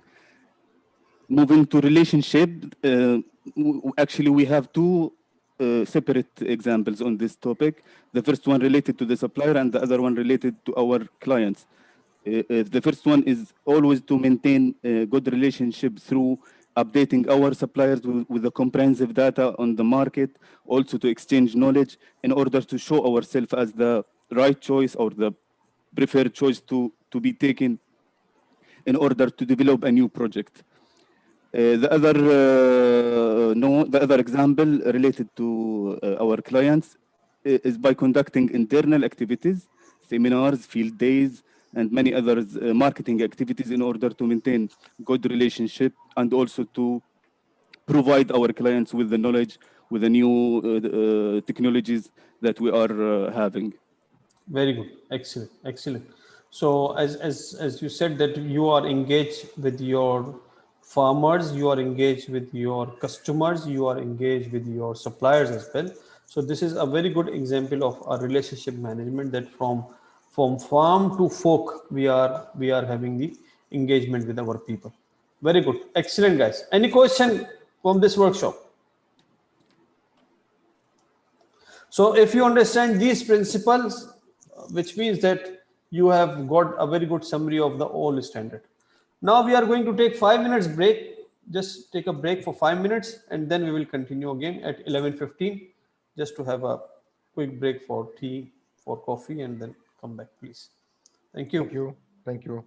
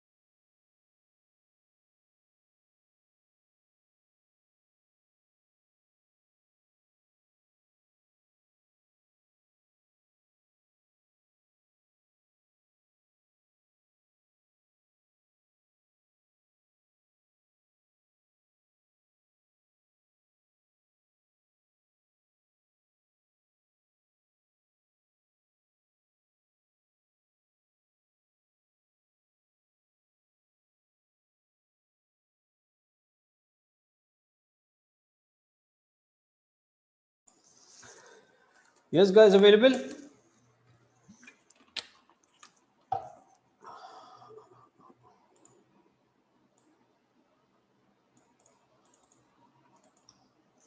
Okay, now, as we can see that ISO management system standard, the standard consists of 10 clauses, right? The standard consists of 10 clauses, in which clause number 0, 1, 2, 3, these are only for our reference. These are not the requirements. You are not required to write anything about these requirements in your documentation. These are only for the guidance for you. So in clause number 0, starts with the introduction. What is the quality management system introduction? From where it has been coming, on which scope of work it is going to apply, right? The quality management system is a very generic management system. It can be applied to all the companies, whether they are a manufacturing company, whether they are service providers, whether they are traders, whether they are warehouse. It can apply to all. Even you can apply quality management system to any of Bakala as well, because the purpose of quality management system ultimately is to improve the activities and to improve the business. So then we have the normative reference in 2. Normative references are basically those references which are being provided to you in order to know that from where the requirements are taken. As I told you that when the ISO are going to develop any of the standard or any of the management system, they are having the teams available for this purpose who are the experts, consultant of this sector. So from where they have taken the requirements, it is going to be mentioned in the normative reference. It's not like us copy paste from Google and write your name that this is my publication. No, there should be a full traceability. So that's why the normative references are being provided. Then in clause number 3, we have the terms and definitions. Terms and definitions. Terms and definitions are basically those terms and definitions which can affect, which you are going to use in the clauses. The upcoming clauses, for example, clause number 4, 5, 6, 7, 8, 9, 10, what terminologies which you are going to use, what definitions you are going to use, you should know, because it might be possible that you are reading this standard first time and you will find difficulty in some of the terminologies. So that's why in clause number 3 they have defined the terms and definitions. Then we have clause number 4. Basically the requirements comes from clause number 4. What you have to do is from clause number 4. What is the requirement is going to start with clause number 4. So the clause number 4 is our context of organization. The context of organization is basically, as I told you before, that it is going to give us the idea about the company background. It is going to give us the idea that, okay, you want to implement the quality management system in your company, but first you should know about the company itself. Right? What are the products? What are the services? What is the background of the company? Who is the top management? What are the interested parties of the company? These all things are going to come in clause number 4. So we can see that we have then clause number 5. Clause number 5, as I told you, this is the heart of the standard. This is in between the standard, which means that it is connected with all the clauses of this standard. Leadership and commitment about the quality management system. The quality policy will be defined by the top management, must be approved by the top management. Organization roles and responsibilities and authorities, which, for example, our job descriptions, our organization chart, these are all being defined in clause number 5, and definitely these are all requirements coming from the top management. Then we have clause number 6 called planning of the quality management system. So now remember the same thing which we have seen, that Pdca, these are our all planning. Planning means that all standard is now following the proactive approach. It's not the reactive approach. Proactive means that plan ahead before it gets disaster, before it gets lost, before it gets accident. We need to plan for it. Okay, so that's why the standard is asking you to identify the risk and opportunities, to identify all possible risks which are associated with your products, your services, your different departments. For example, finance or the purchase order has been released where instead of 1000 real, by mistakenly they have mentioned 10,000. So this is a risk. The competence of a person who is releasing the PO, it is the question mark on him, right? Similarly, you have released the product which seems that this bag of fertilizer is to be like 50 kilo, but when someone weighed it, they found it's 45 kilo, or this is 53 kilo. In both cases, it is not good for the company. So risk and opportunities we need to identify. Like Mr. Osama, I think he gave the example of SWOT analysis. We will also be doing the SWOT analysis for the same purpose, that what are our strengths, which we need to maintain all the time. What are the opportunities? The opportunities are somewhere they are associated with the threats. Okay, the opportunities are the positive things. For example, in pandemic, some companies, they were closed. They say that we are badly impacted with the pandemic. But on the other hand, we have some clients, food companies, pharmaceutical companies. During the pandemic, I asked them, so guys, how's your business going? They say, don't ask, Mr. Anas. We don't have any time. Before pandemic, we used to run only 8 hours with very low capacity. Now, mashallah, we are running 24/7 because the import has been stopped. So the government is pushing us to produce as much as possible. So there should be no shortage of food, no shortage of pharmaceutical products, the medicines in the kingdom. So we can see that this is sometimes this is a problem for any business, but at the same time, this is an opportunity. Those companies who are producing masks, those who are producing sanitizers, this became an opportunity for them, right? So we need to do the SWOT analysis. We need to identify the risk and opportunities here. Then we have the objectives and goals. Before, in the old standard, it does not discuss about the planning. Now it says objectives and planning.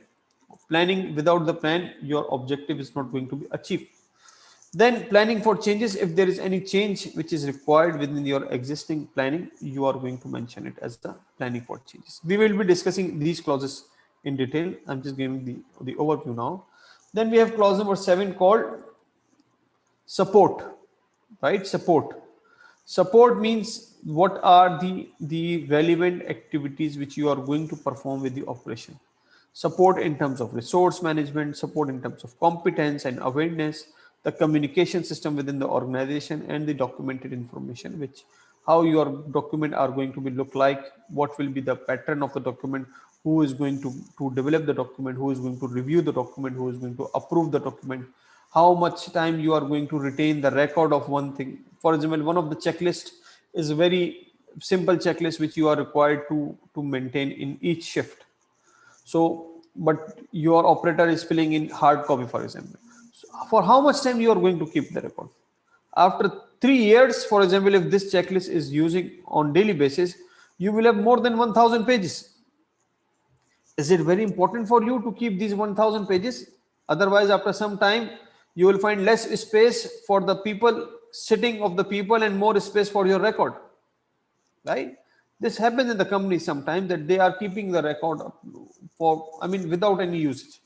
So we need to categorize the record according to its future benefit, according to its benefit. For example, some local document, some legal documents, they are mandatory requirement. You have to maintain them all the time.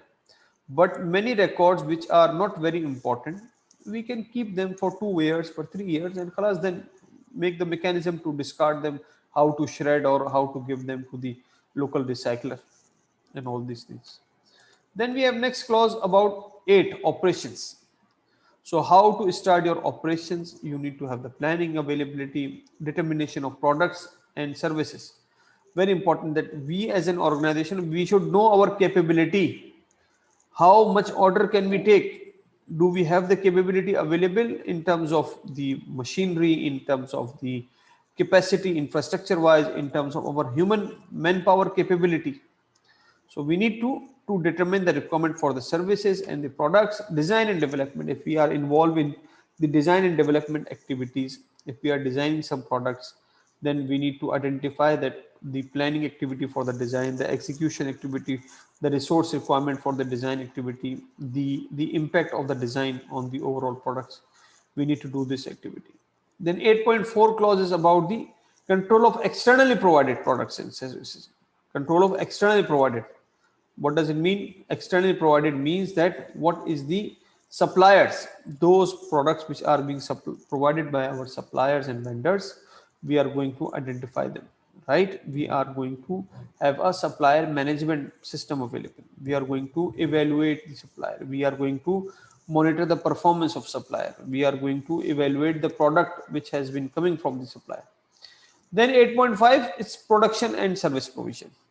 That how our production is going on, how do we do the planning activity, how we are going to execute, during the execution what we are going to check, and the overall our production is in the production service provision. Then we have release of product. Whenever we are going to release the product, definitely there is a competent authority who is going to pass. This could be a quality manager, this could be a quality department, this could be an operations manager, and they are going to release the product on the basis of certain criteria. When you say that we have the QC system and you say that we have a QA system, which means that we are going to have some criteria available, some specific specifications available. Maybe these specifications are coming from your customer. Maybe these specifications have been arrived from the top management. Maybe these specifications have been arrived from the legal department. So we need to follow these, and on the basis of our specification meeting, then we say that we are going to release our product, and this will be giving the results. Then we have control of non-conforming product. This is also very necessary. We are making the production. Okay, this is very good. But what is your control that you will not be having the non-conforming product? Or in case if there is a non-conformity occur in one of the product, what will be the actions of the company? How you are going to identify the non-conformity? After the non-conformity, what are your actions? Are you going to hold? Are you going to make the retake? Are you going to have the recycling? Are you going to have the recalling the product from your warehouses, from your stores, because you will find that there is some problem in the product? So these kind of non-conforming products, these are sometimes very common in the pharmaceutical companies. Have you heard that sometimes that they are going to take out the product, pharmaceutical products? Even in Toyota, it happens that they have recalled the product. In Samsung, it happens that they have recalled, I think, Note 7 or Note 8 mobiles. So non-conformities are possible. Whenever we have the deviation from our specification and we release the product, and so this is going to have the impact.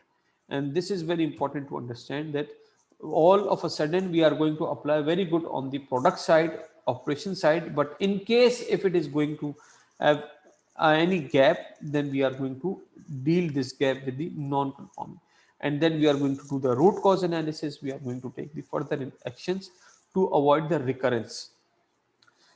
And those companies who are having non-conformity system available in their company, they are, mashallah, they are improving very fast, because the people, they are more curious, they are more involved in the improvement activity. If they want to improve, and you are going to give them the opportunity, khalas, we will improve, right? So then we have clause number 9, which discuss about the checking part. Remember Pdca checking part. So performance evaluation. In the performance evaluation, we can see that the first clause is about the monitoring, measurement, analysis, and evaluation. Monitoring of what? Monitoring of process, monitoring of equipment, monitoring of your instruments. Measurement. Monitoring is not enough only. If the temperature is required to have 40 degrees centigrade and the pressure is required to have 5 bar pressure, then you need to do the measurement as well. We need to make sure that it shall always be 40 degrees centigrade, it shall always be 5 bar. So sometimes if you see the operator, he is monitoring, but what is the variation, what is the gap, if it is up to the mark or no, they don't know. So that's why monitoring plus measurement, both are very necessary. Now you have the monitoring record available, now you have the measuring record available. What next? Utilize this record for the improvement purpose. Analyze this data. You have too many breakdown checklists available, you have too many defects checklists available, but after that what? Analyze them to improve for the next time. One of the way of performance evaluation or to check your monitoring or the performance is to have the internal audit, which will be done by your own team, cross-function like you are doing the exercises. So one department will be doing the another department audit. One departmental head will be doing the audit of another department. So those companies who are having the non-conformity system available, good internal audit system available, so we have seen that they are having a good potential to improve, right? So audit is all about checking. Audit is all about checking. Then we have the management review system. Management review is the top management. Exactly. We can also use the balancing scorecard. Then we have the management review. Management review will be done by the top management, right? This is their call, that they want to see how the system is going on. Because why? Remember in clause number 5, leadership, they have provided the resources, they have provided the decision making, they have provided that whatever the resource in terms of human resource or financial resource or infrastructure development, they have provided you. But at the end of day, they also want the improvement. So in the management review, we are going to see the overall performance of our quality management system. On the basis of this management review, the management will take certain decisions to further improve the system. So this is our clause number 9. Then we have clause number 10. We can see that the continual improvement and the non-corrective actions. Those we have things which we have identified in clause number 9, we are going to improve this in the clause number 10.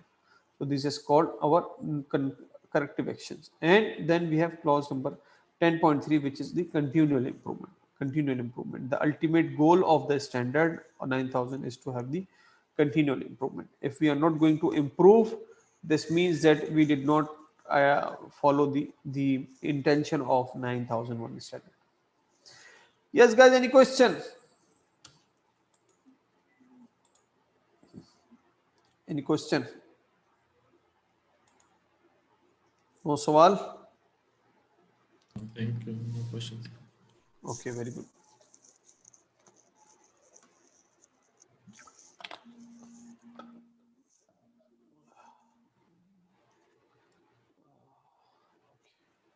So as we discussed, this scope is basically clause number 2 of the standard, which defines that this standard is applicable to all scope of work irrelevant of the size or the activities of the company. You can apply this management system. Scope consists of two major parts. One is the processes and the activities, which you are going to take in ISO 9001 management system, and the geographical boundaries. Where are you going to apply this management system? For example, you have multi-sites. The management decide that, okay, we will be applying quality management system in Jeddah only. No need for Yambo, no need for Kharch or Riyadh. So only those activities or the processes which are in the scope, you will be focusing on the quality management system doing this. The certificate which is going to be issued will be only for this site. The activities which we are going to take will be only for this site. For example, if the management decide we will go for all sites, you will be focusing on all sites. So the scope is the foremost important thing where we are going to decide that where we are going to apply this quality management system. Application, we already discussed that it's a generic standard. Any of the company involved in any activity, they can adopt this standard. Now we start with clauses. Clause number 4 is going to give you the idea that what is the requirement for the context of organization. Clause number 4, context of. So the number 1 thing is the 4.1 is the understanding of the organization and its context. Understand about your organization. If you don't know clearly about your organization, how you will implement the quality management system in your organization, right? So understanding about your company name, the processes, the activities, the branches, the scope of work, right? And after knowing your full organization, let's decide the scope of quality management system. As I give you the example, the scope could be 1 site, 2 site, all sites. The scope could be, okay, we will be taking the manufacturing part in our ISO scope, but not the trading part in the ISO scope. Or we will be taking the trading part in our ISO management system, but not the manufacturing part. So the scope, you have to be clear at the start of the your ISO activities, where are you going to apply? For example, Mr. Ahmed, could you please provide the details about the scope? Where are we going to apply quality management system? So all the people who are attending the session, they can understand this. Yes, Ahmed. Ahmed, you are muted.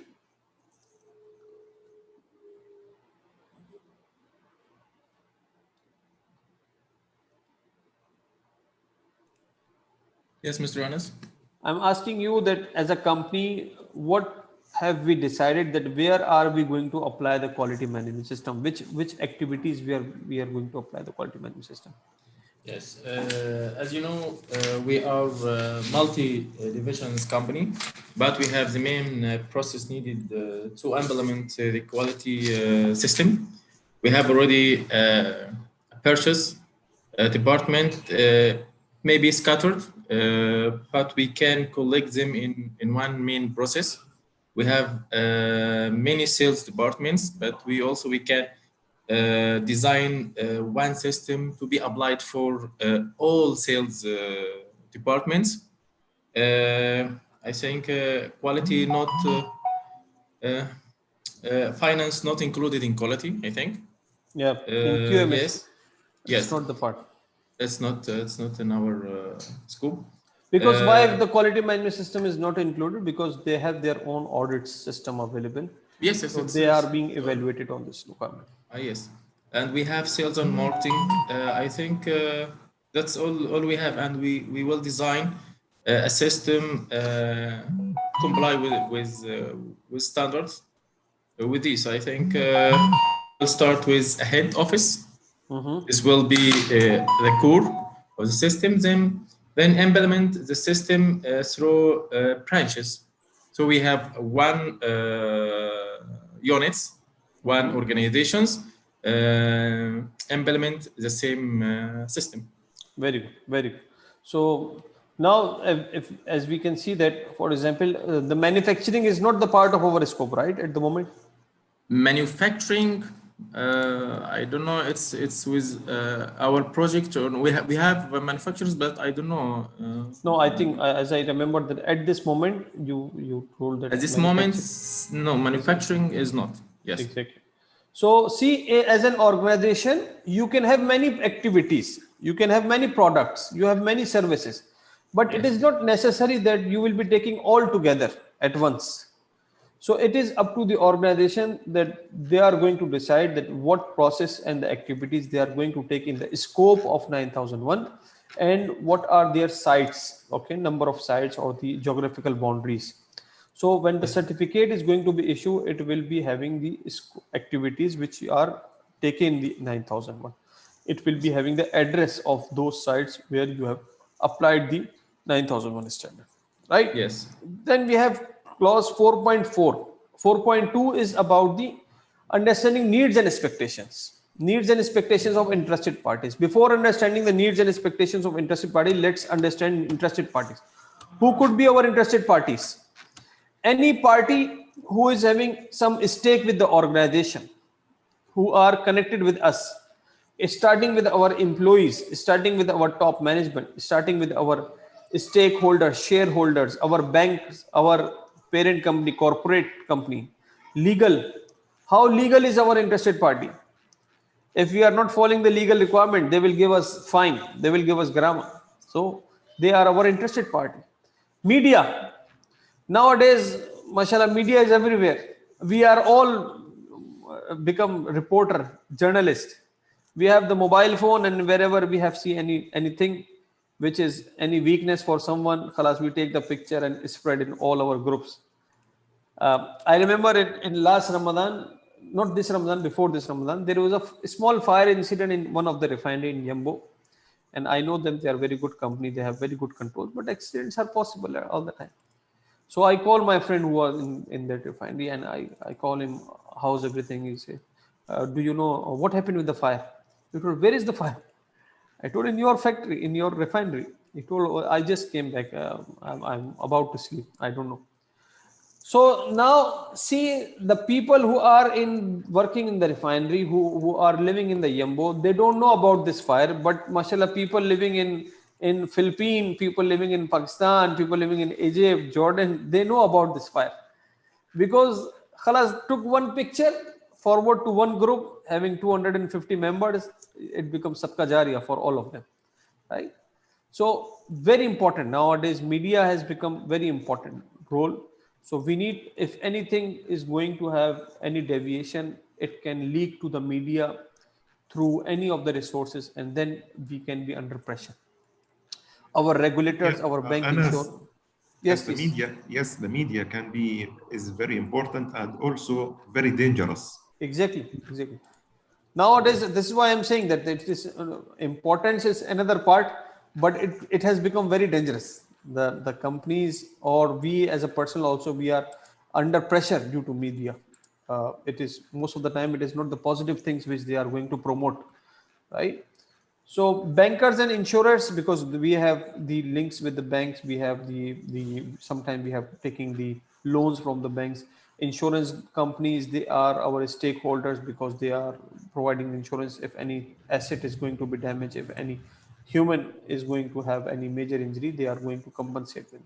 Our contractors and suppliers, our employees, definitely, if our employees are not satisfied, if our employee, we are not be able to meet the needs and expectations of our employees, then they will not be productive. They will be spending the time in the company just to have that, okay, this is my source of earning, so I'm coming here spending my 9 hours, but he has no stake if what his company is doing, how much is the company is expecting from him, the productivity, this is none of his business. So interested parties, to know the interested parties are very necessary, because then we are going to identify the needs and expectations of interested parties. What could be the need and expectation of our interested party? Take the example of employee. Yes, Mr. Osama. When we say need, which means a mandatory requirement, must have. Expectation, good to have. Okay, good to have. Value addition. So what we say that our employees are one of our interested party. So what could be the need of our employees, and what could be the expectation of our employee? Please. Please repeat, because I was speaking while it was mute. Please repeat the last 3 sentences. I'm please. saying that one of the requirement of ISO 9001 is to identify the needs and expectations of interested parties. One of the interested party is our employee, right? Like we are all employee. So what is the need of employee, and what is the expectation of employee from the company? In terms of 9001 standard, in terms of quality. Yes, I will not. I will not answer you in terms of the ISO. I will answer you in terms of the employee point of view. Yes. What he's looking from the company. Yes. Yes, I think several points here can be. Just give me 2 points. Stability. Very good. Yes, and self-satisfaction. Very good, very important.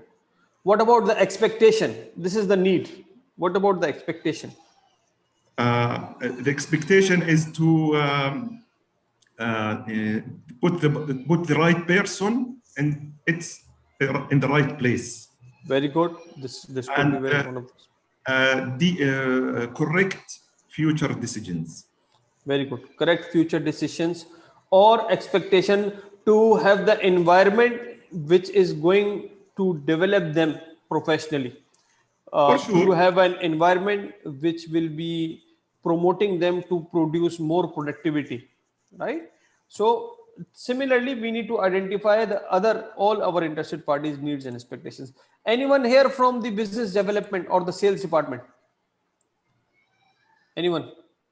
We are all sales. There is no one specific. Okay. You can speak to anyone because we are all sales, including me. I'm sales as well. Yes. So let's ask Dr. Hassan.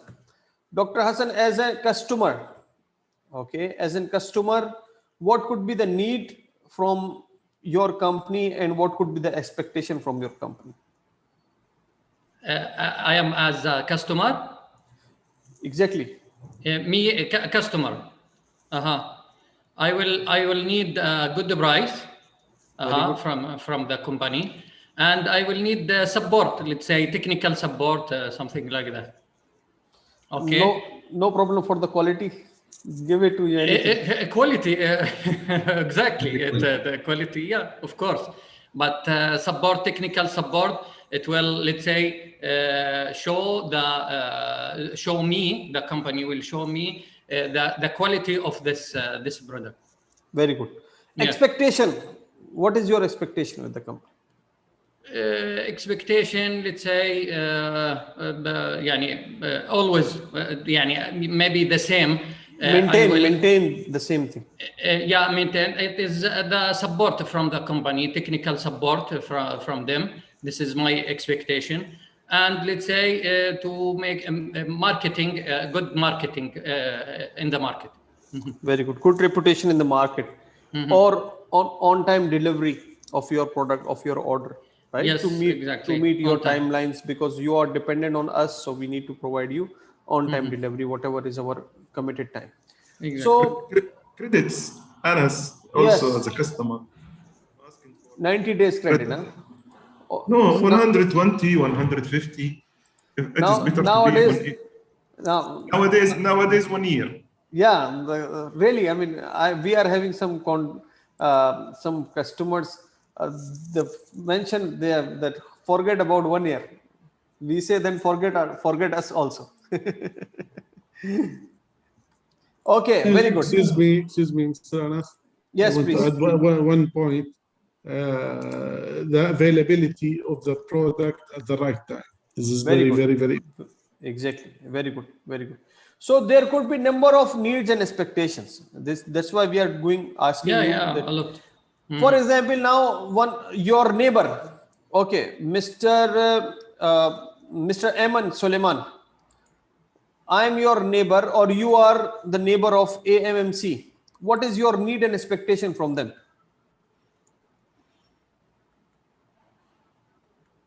Mr. Eman available? Okay, no problem. Mr. Hassan Abu. Yes, I'm with you. Yeah, so you are a neighbor of AMMC. What is your need and expectation from AMMC? As a neighbor? You are interested party. If there is a fire in your company, we will also be having the fire. And if there is a fire in my company, you will also be having the fire. Yes, sure. Actually, we can define also two definition in this scope. We have an external benefit and the external cost. So, actually, I'm interested in the external benefit from my neighbor. For example, what could be them? Actually, I don't have any example in my mind, but all these interested parties for the organization need to see, as a neighbor, we want our neighbor to be responsible enough, who can protect themselves and who can protect us in case whenever we need them. Right? Yes, sure. For example, your company is producing a lot of noise.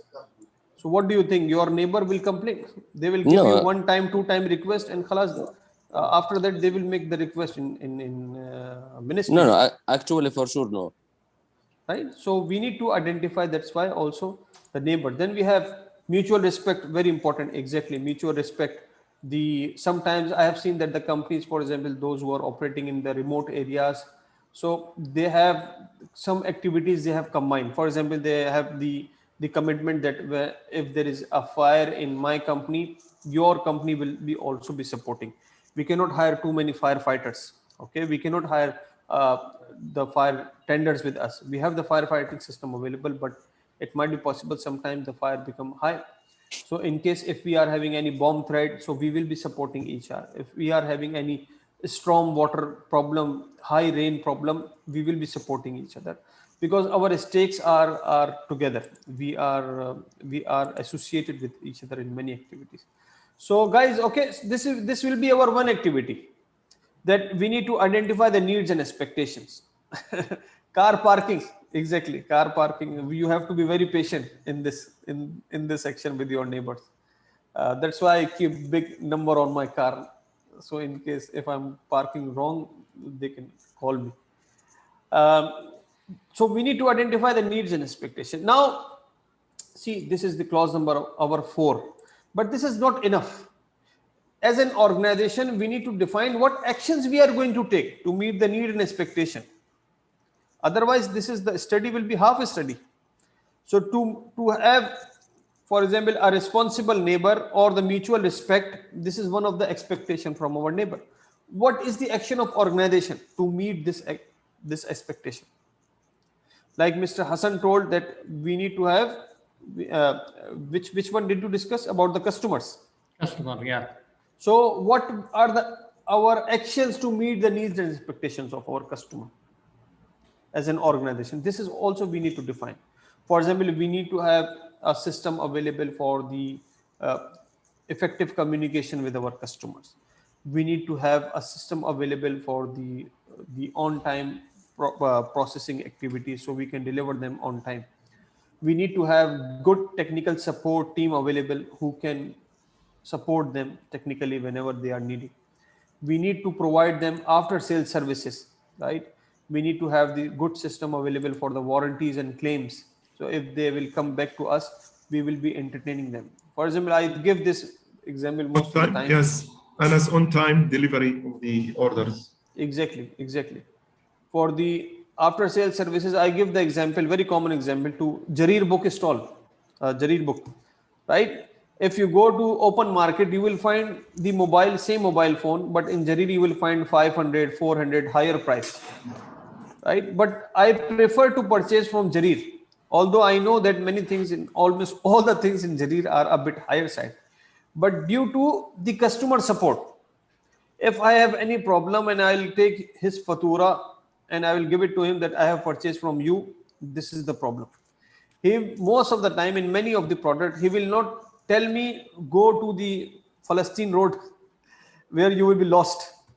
He will say, okay, sir, thank you, give it to us. I will come back to you after 3 days. And whatever the coverage of your warranty is there, we will be providing you. So that's why the clients, they are going to trust them. Similarly, if you go to extra electronics and you say that I purchased this juicer from you or this vacuum cleaner from you, you say, see, go to Medina Road, you will find the Zaman Min Wakil, right?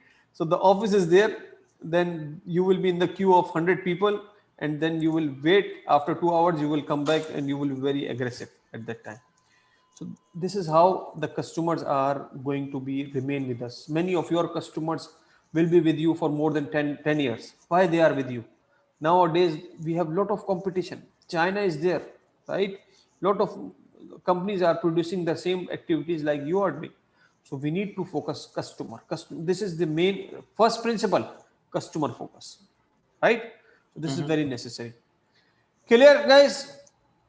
Then we need to have the QMS and its processes, how our QMS is going to be implemented in each of our processes. We are going to define this in our clause number 4. So this is how we are going to cover our clause number 4. In clause number 5, as I told you, that we are going to define the leadership and management commitment. Leadership and management commitment. If you see that the standard clearly says that the top management is responsible. Top management must means mandatory. Demonstrate leadership and commitment. For what?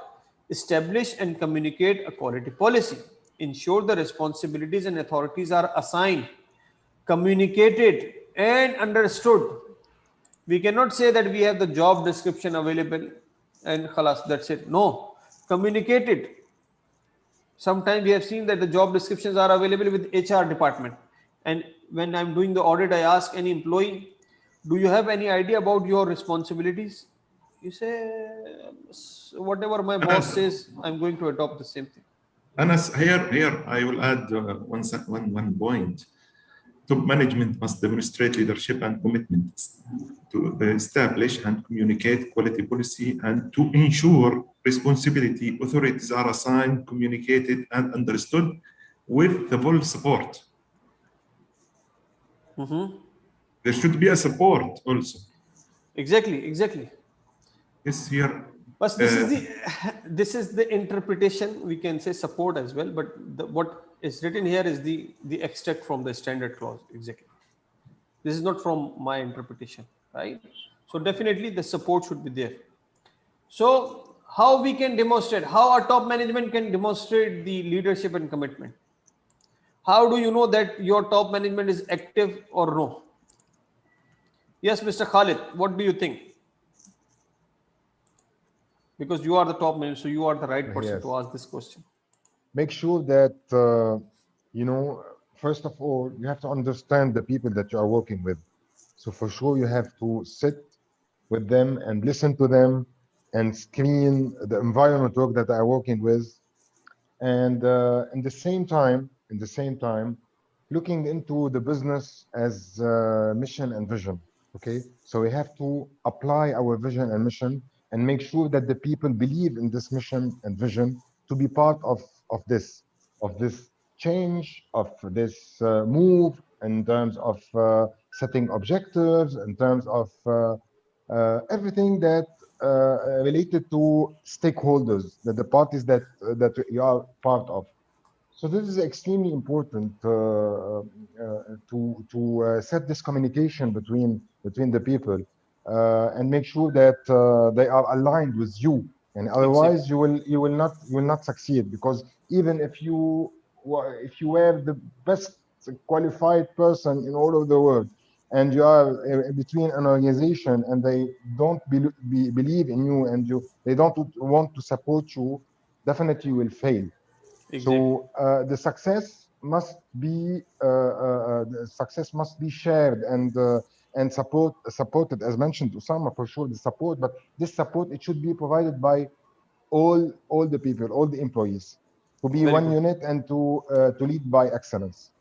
Very good. So leadership. I remember here a sentence regarding the support: all for one and one for all. Yes, exactly. This is the support. Very good. In my previous company, we had the slogan, "Together we go, together we grow." Right? So, excellent. Repeat, please. Together we go, together we grow. Yeah, the same concept. If the company is growing, we are all growing. If the company is not growing, we will all be suffering from these things. So excellent thing, the leadership has to demonstrate, for example, participation in the meetings, participation in the decision making, providing the resources. Nowadays, the audit is also going to be held for the leadership. The top management is also going to have the audit. In the old version, this was not the concept. In the audit, we are asking them, okay, what is your intention? What is your vision for the company? Where are you going to see the company? How much budget you have been kept for the improvement of the overall system? What is your plan for next 2 years, 3 years?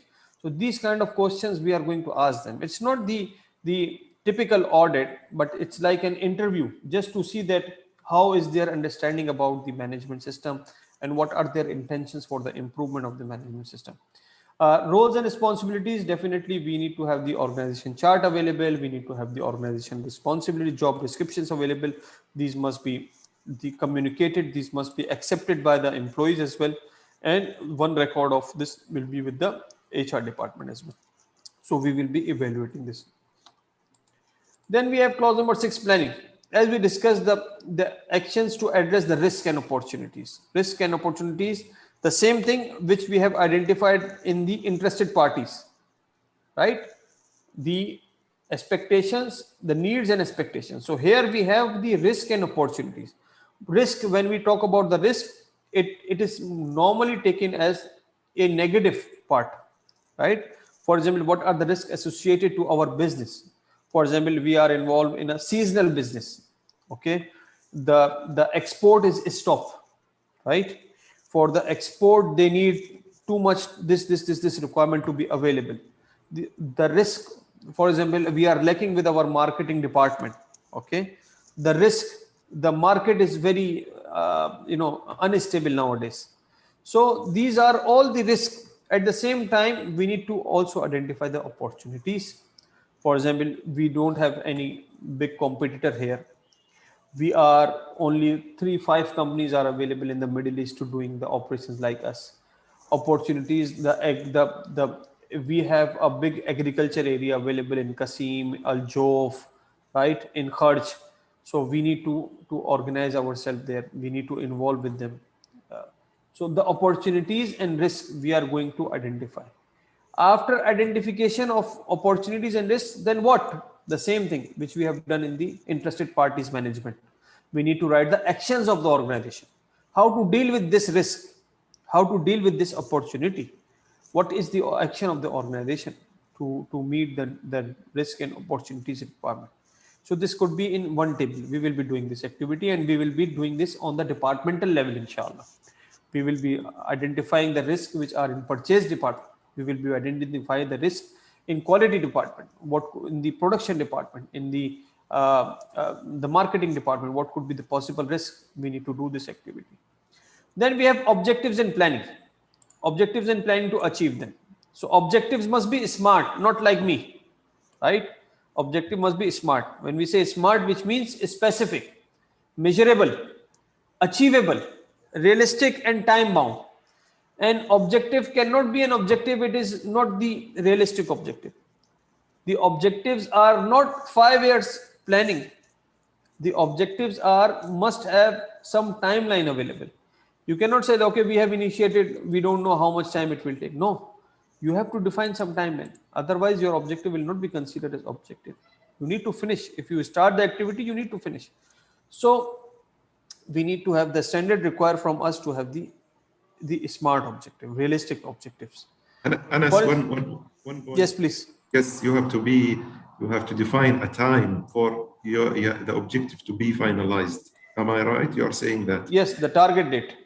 Yes, but sometimes the mission that you are intending to finalize, it has several inputs. Some are not in your hands, so this cannot be applied for all missions.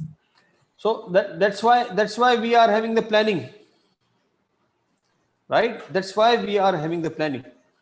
The challenges will always be there. No work is possible or no project is possible without the challenges. But we need to have some timeline. That's why we need to have our realistic timeline.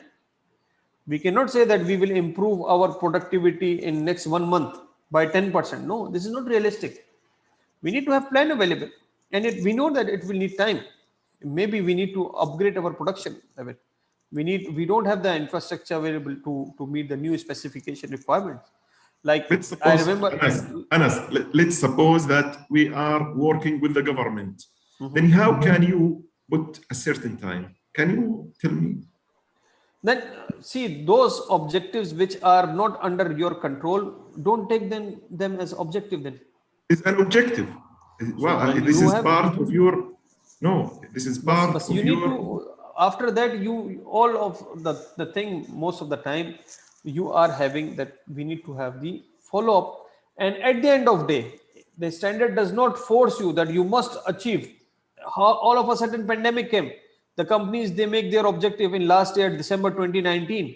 In February, in March, pandemic came and khalas, everything was disturbed. So what do you think? Did they meet their objective? No. When we are looking that we will not be able to achieve our objective, we need to provide a justification, right? So why this objective was not fulfilled? And that's why don't focus on the target date. That's why here we have the monitoring. Okay, monitoring. If you will be, for example, you have designed this objective. This is all of you just understand. We have designed the objective in January that we will be achieving the ISO certification for the company by June. Okay, and we have certain stages: hiring of consultant, get our personal trained, then development of policies, then implementation of policy, then internal audit, and then third-party audit. These are all the steps. But for example, in your case, let's be more practical. In your case, I think we made the contract.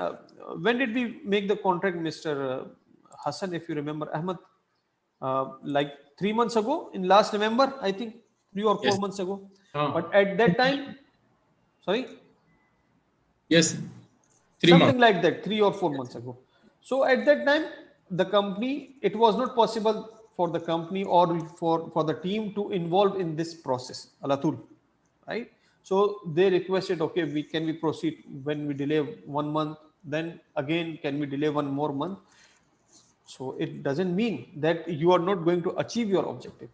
Whenever you are going to have any obstacles in achieving the objective, you will be defining it here.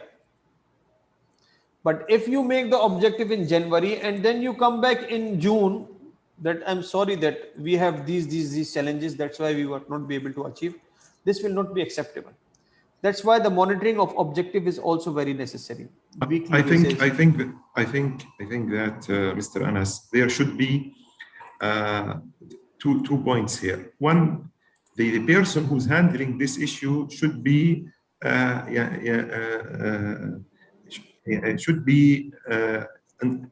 should understand the importance of finalizing this objective. Right. So this is one point. The second point, the management should understand also that this issue it takes time and it is not in our hands. A revised plan or a meeting each month, let's say, it's good, or a monthly report of the progress is also good. This can this can solve. Exactly. That's why we have this available, that we will be monitoring the objective against our planning stages. For example, hiring of consultant in January, get your people trained in, for example, let's say by the mid of January. Development of policies February, March, because we know that this will take time.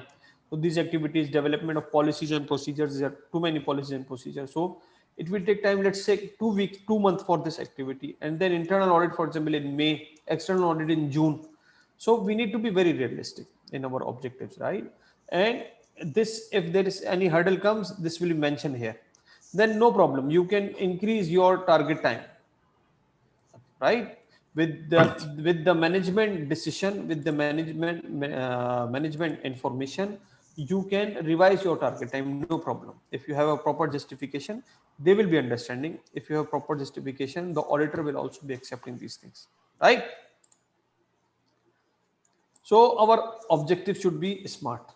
Then we have clause number 7 called support functions. Support means the resource, support of resources, whatever resource we are going to have to run our operations smoothly. What is the competence of people do we need? Right person for right job, right? Competence of people are very important. We cannot run our system without the people. Mashallah, you are having a competent team. This competent team, if it is not being utilized efficiently, this will not be a more productive team, right? Sometimes you have a less competent team, but you have very good infrastructure. Still, you will be suffering. Sometimes you have competent team, but you have less infrastructure, so they can manage somehow. Similarly, we need to the competence record. This clause goes to the HR department. The competence record you need to maintain. The people resume, profile, their shahada, right? Degree, documents, certificates, experience letter, job description, right? These are all the requirements of competence. So you need to maintain, as an HR, we need to maintain these things available. Then 7.3 is about the awareness. Awareness of what? Awareness of quality management system. Awareness of those things which can affect on the business. When I say quality, which means business. Awareness about the product, awareness about the process, awareness about how to run the machine, how to operate the equipment, how to monitor the equipment. You have appointed a quality inspector who does not have good idea about the product specification. You have involved a person in research and development who does not have any good qualification. So how can he perform it? So this is going to have here the competence, right person for right job, right? And then it will be coming here. Now, khalas, you have hired him. You can't do anything. You need to provide him awareness. When you are saying that this person will be running the machine and he has less experience or less competence, it is the organization responsibility to provide him awareness so he can produce the results, right? Then we need to have the communication clause. The ISO requirements within the organization shall be communicated. It's not like it will start from one manager department and it will go to finish into the one manager department, right? So this communication is very necessary. Sometimes we have seen that the quality, if you go enter into the quality manager department, you will find colorful folders, you will find very good files, you will find very good signages. But when you come out of the quality manager department and when you go to the floor, you find that the people, they don't have awareness about quality management system. They don't know that we have the quality management system. They don't have any awareness about the quality policy. They don't have any awareness about their job descriptions. How can you say that we have a communication system in the organization? I used to say that the quality management system starts with quality manager room and it ends in the quality manager room. Only he knows it and the finance department knows it, because finance department is paying every year the certification fees, and the quality manager, he is performing the activity, so he knows. The rest of people, they don't bother, and they don't have this is the from both sides, starting from top management communication things up to the down the line. We need to communicate our systems. Then we have 7.5 documented information, mandatory requirement. What are the standards mandatory requirement to be documented? Standard defined document as two type. One is the maintained document, okay, documented information, which means procedure, policies, reports. Then we have the retained document, retained, RETAIN, maintained document and retained document. Retained documents are considered as our record, right? Retained documents are our record. We need to take the actions in such a way that we can be able to see that where are we approaching.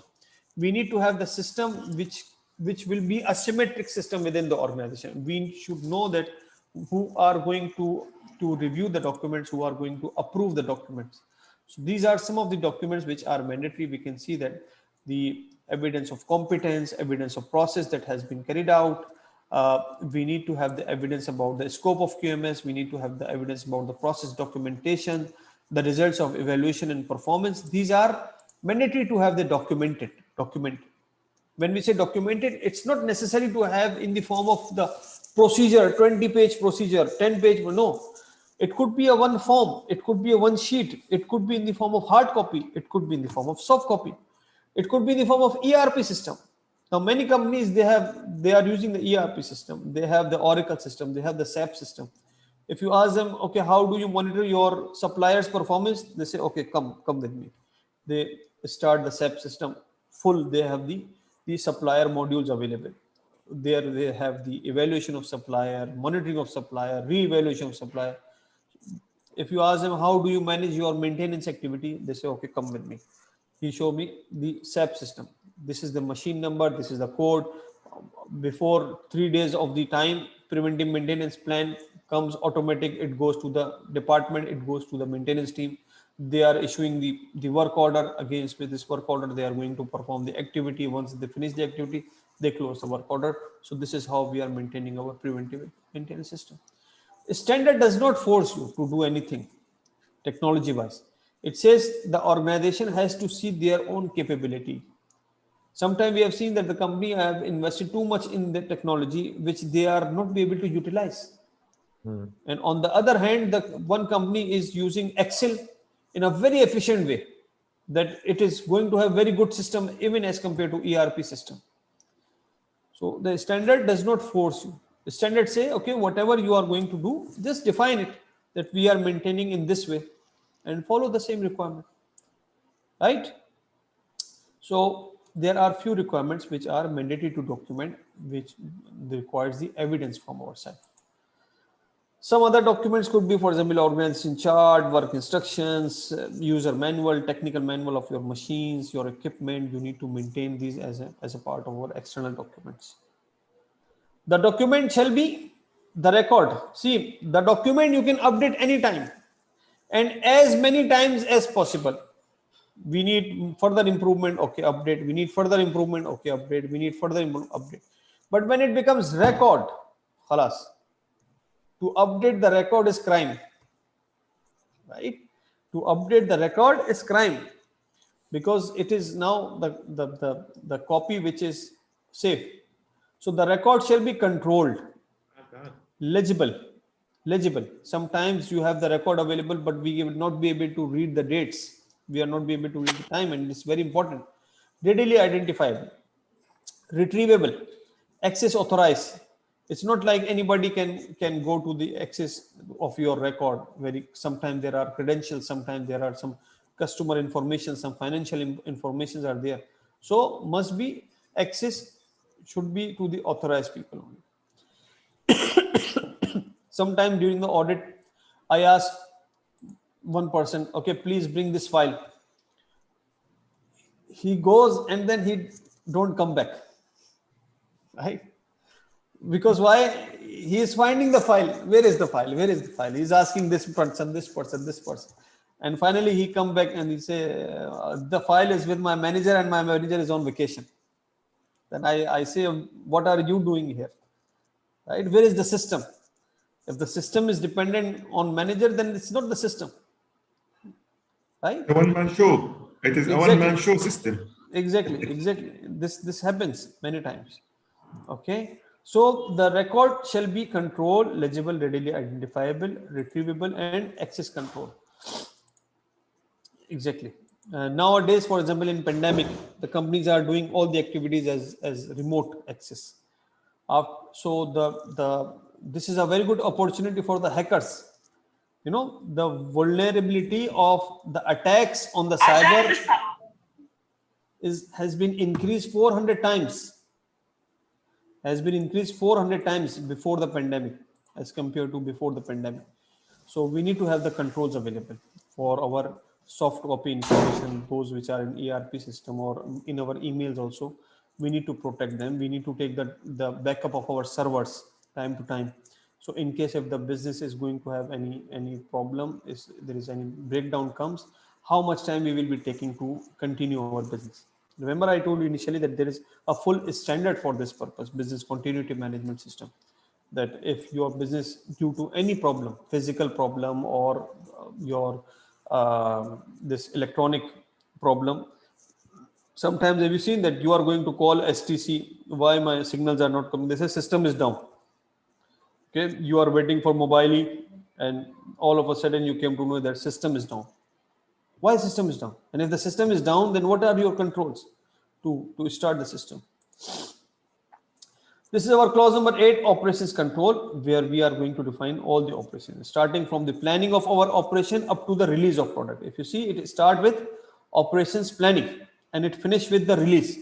So all the control during the operations activities we are going to have here, including our marketing activities are also mentioned here, including our what you call it, suppliers and purchase department, their activities are also going to be mentioned here. Then we have clause number 9, sorry, what happened? Which is our performance evaluation. Performance evaluation checking part. Performance evaluation checking part. We need to monitor, measure, and analyze the event and do the analysis. So then we can say that we have the performance evaluation. The methods for monitoring and measurement and analysis must be defined. When, what, and by whom. Customer perception of the degree to which the requirements have been met. We are going to take the customer satisfaction survey. See, there are two different things. Sometimes we mix. When we are dealing with customer, there are two different things. One thing is the customer complaint. The customer will make the complaint whenever he is having some problem, for sure, right? He will come back to you because he paid, so he has the right to ask you. Then there is a customer satisfaction survey, or we call it customer feedback upon your services and product.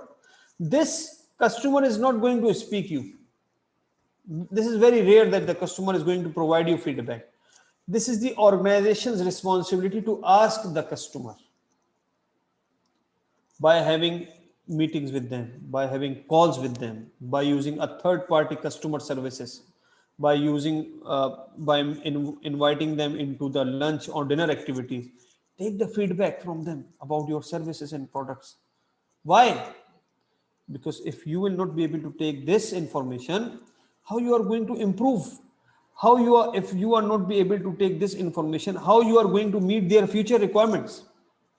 For example, one of our client in Jeddah in Al Khumra is United Warehouse. This is very good company, mashallah. Al Isai Group there. They told us 2 years ago that Anas, we need to go to SAP system. I thought you are a warehouse. Why you are going to SAP system? They say Unilever and DHL is our client. They are using the SAP system, and they say that we are expecting from you to integrate your system with us. So our SAP system will be integrated with your SAP system. So whatever you have on the floor, our product, it should be visible to our people. And from where it is going to move and who is going to move from, it should be very clear to you also. When the order is going to be released, when it comes to you, so you can prepare on time. So finally they have to go. So this, if your customer is not satisfied with you, maybe you will not be able to get future contracts. You will not be able to have future, because nowadays, as I told you, customers have a lot of options available. We are not producing nuclear bombs. We are producing the product which we have many customers, many competitors in the market available, right? So we need to have the customer perception, or the degree of which the requirements are going to be met. We need to do the analysis of this activity also, right? Internal audits are required to have the plan interval. We need to do the internal audit by ourselves, must be independent. Initially, the first time I will be doing your, inshallah, internal audit with your team. So once you will achieve the certification from the next year, you can do by yourself. So this will be a good activity for all of us. After auditing, we need to prepare the report. We need to define that what is good in our activities, what are the weak areas in our activities, so we can take the corrective actions on it, right? Then we have management review, as we discussed, that top management responsibility to have the management review. When we say management review, sometimes the companies, they think that management review means the management review meeting. Standard does not force you to have the management review meeting. You can do the management review like we are doing this awareness session. It could be through conference call, it could be through email, it could be through you can send them the email, the agenda points and the feedback of your overall management system, and ask them to provide your comments. So then we can have this. So there are certain agenda points which are required to discuss in the management review meeting. For example, if you see the changes in internal and external issues, information on the performance and effectiveness of quality management system, which includes trends in the customer satisfaction and feedback, meeting of quality objectives, process performance, non-conformity and corrective actions, results of monitoring and measurement, audit results, performance of external providers, adequacy of resources, and effectiveness of actions to risk and opportunities for improvement. So now if you see that if we are following these agenda points in our management review meeting, so we have discussed everything. This is all the points which are related to the business. There is no such point which you can say that it's useless. Take the objective status. Remember, Mr. Osama, if you are not be able to meet the objective, okay, discuss in the management review.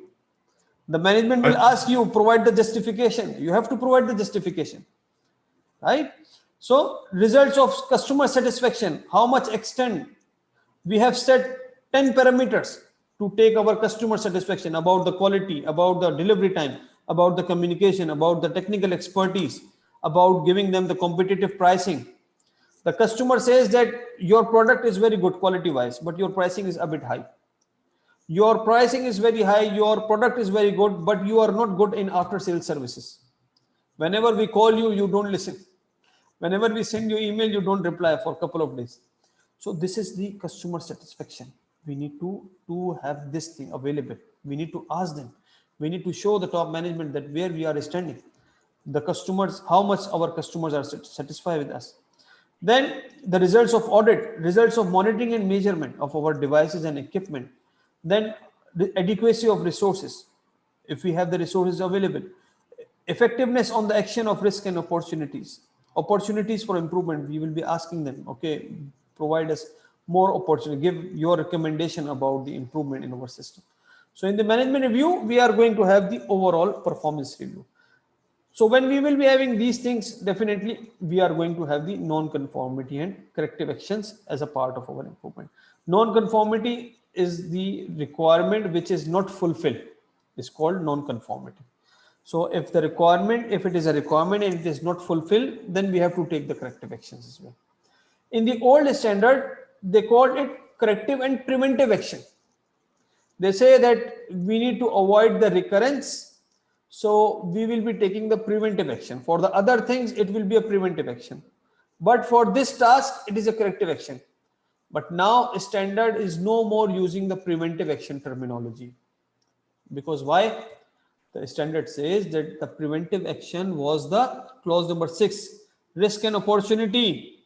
You need to identify the risk at that time, at the time of planning. Now, if the risk control is failed, khalas, it's late already. It's corrective action now. I used to say that you are required to pray on time, right? If the salah time loss, khalas, it's lost. Now, if you pray with Asr, if you pray with Maghrib, or you pray with Isha, the time is lost. So this is the same thing when any of the risk which was not identified, or it was identified but it is failed, we are going to take the corrective actions. And corrective actions, the whole standard is now proactive approach. Planning, planning, planning, planning, too much focus on planning. Clause 4, 5, 6, all planning part. So now there is no preventive action. Preventive action will be our risk and opportunities, right? Planning activity will come in our clause number 4 when we were doing the needs and expectation of our interested parties. The rest of things are corrective actions. Okay. And then finally 10.3 is the continual improvement. The outcome, we need to measure continual improvement. How can we say that we are improved where we are standing? So we need to provide the continual improvement documentation available. See, when the cycle of the audit will be like, you will be having, after consultation process completed, inshallah, you will be having stage 1 audit. The third party will do. You will be having stage 2 audit or certification audit. In certification audit, the certification body, the auditor, they know that the company has adopted the system recently. They are new. They are not mature. So they will not be asking much about clause number 10.3, continual improvement. But after 1 year, during the surveillance audit, they will be asking you, okay, what is your continual improvement? What has been improved so far? My neighbor, there is masjid, so it's okay. So continual improvement is very necessary. The overall, the standard start with customer focus and it ends with continual improvement. As a business, if we don't have these both things available, which means that we are not performing well, right? Yes, guys, any question? Too much information. Too much information in 3 hours. It's too much. It's too much. Now we need to see your retention time. And like for the ISO, we are defining that the record should have retention time. So the most important thing is to the implementation. Exactly. This is the point. Yes, the time. How long will take until these implemented all these points? Really, if we will 2 weeks. 2 weeks. No. Yeah, with 2 weeks. Actually, I disagree with Abu Jad. 2 weeks is too long. 3 days. I think 3 days is fair enough. I think. We need to have smart objectives. Remember. So see, if we will be having, inshallah, good coordination team support, we can meet in maximum 2 to 3 months. Because now after this activity, you will be having your own departmental role only. It's not the collective role. So we will be dealing, couple of departments at the same time. For example, we will be having the procedures available for procurement. We are not going to wait for it. At the same time, we will be providing the document to the marketing department as well to start their activities. So, but most of the time the delays come when we are not getting the feedback from you guys, right? We have assigned some tasks. Please review this procedure. You have 1 week time, and you come on 5th day and inform Mr. Ahmad, sorry, I was not be able to have time for this activity. Please make it 1 week after. So these kind of delays are going to have the project line timeline delays. Otherwise, inshallah, from our side, we will be trying our best to complete it as soon as possible. And during the Ramadan, this is a very good time to do this activity.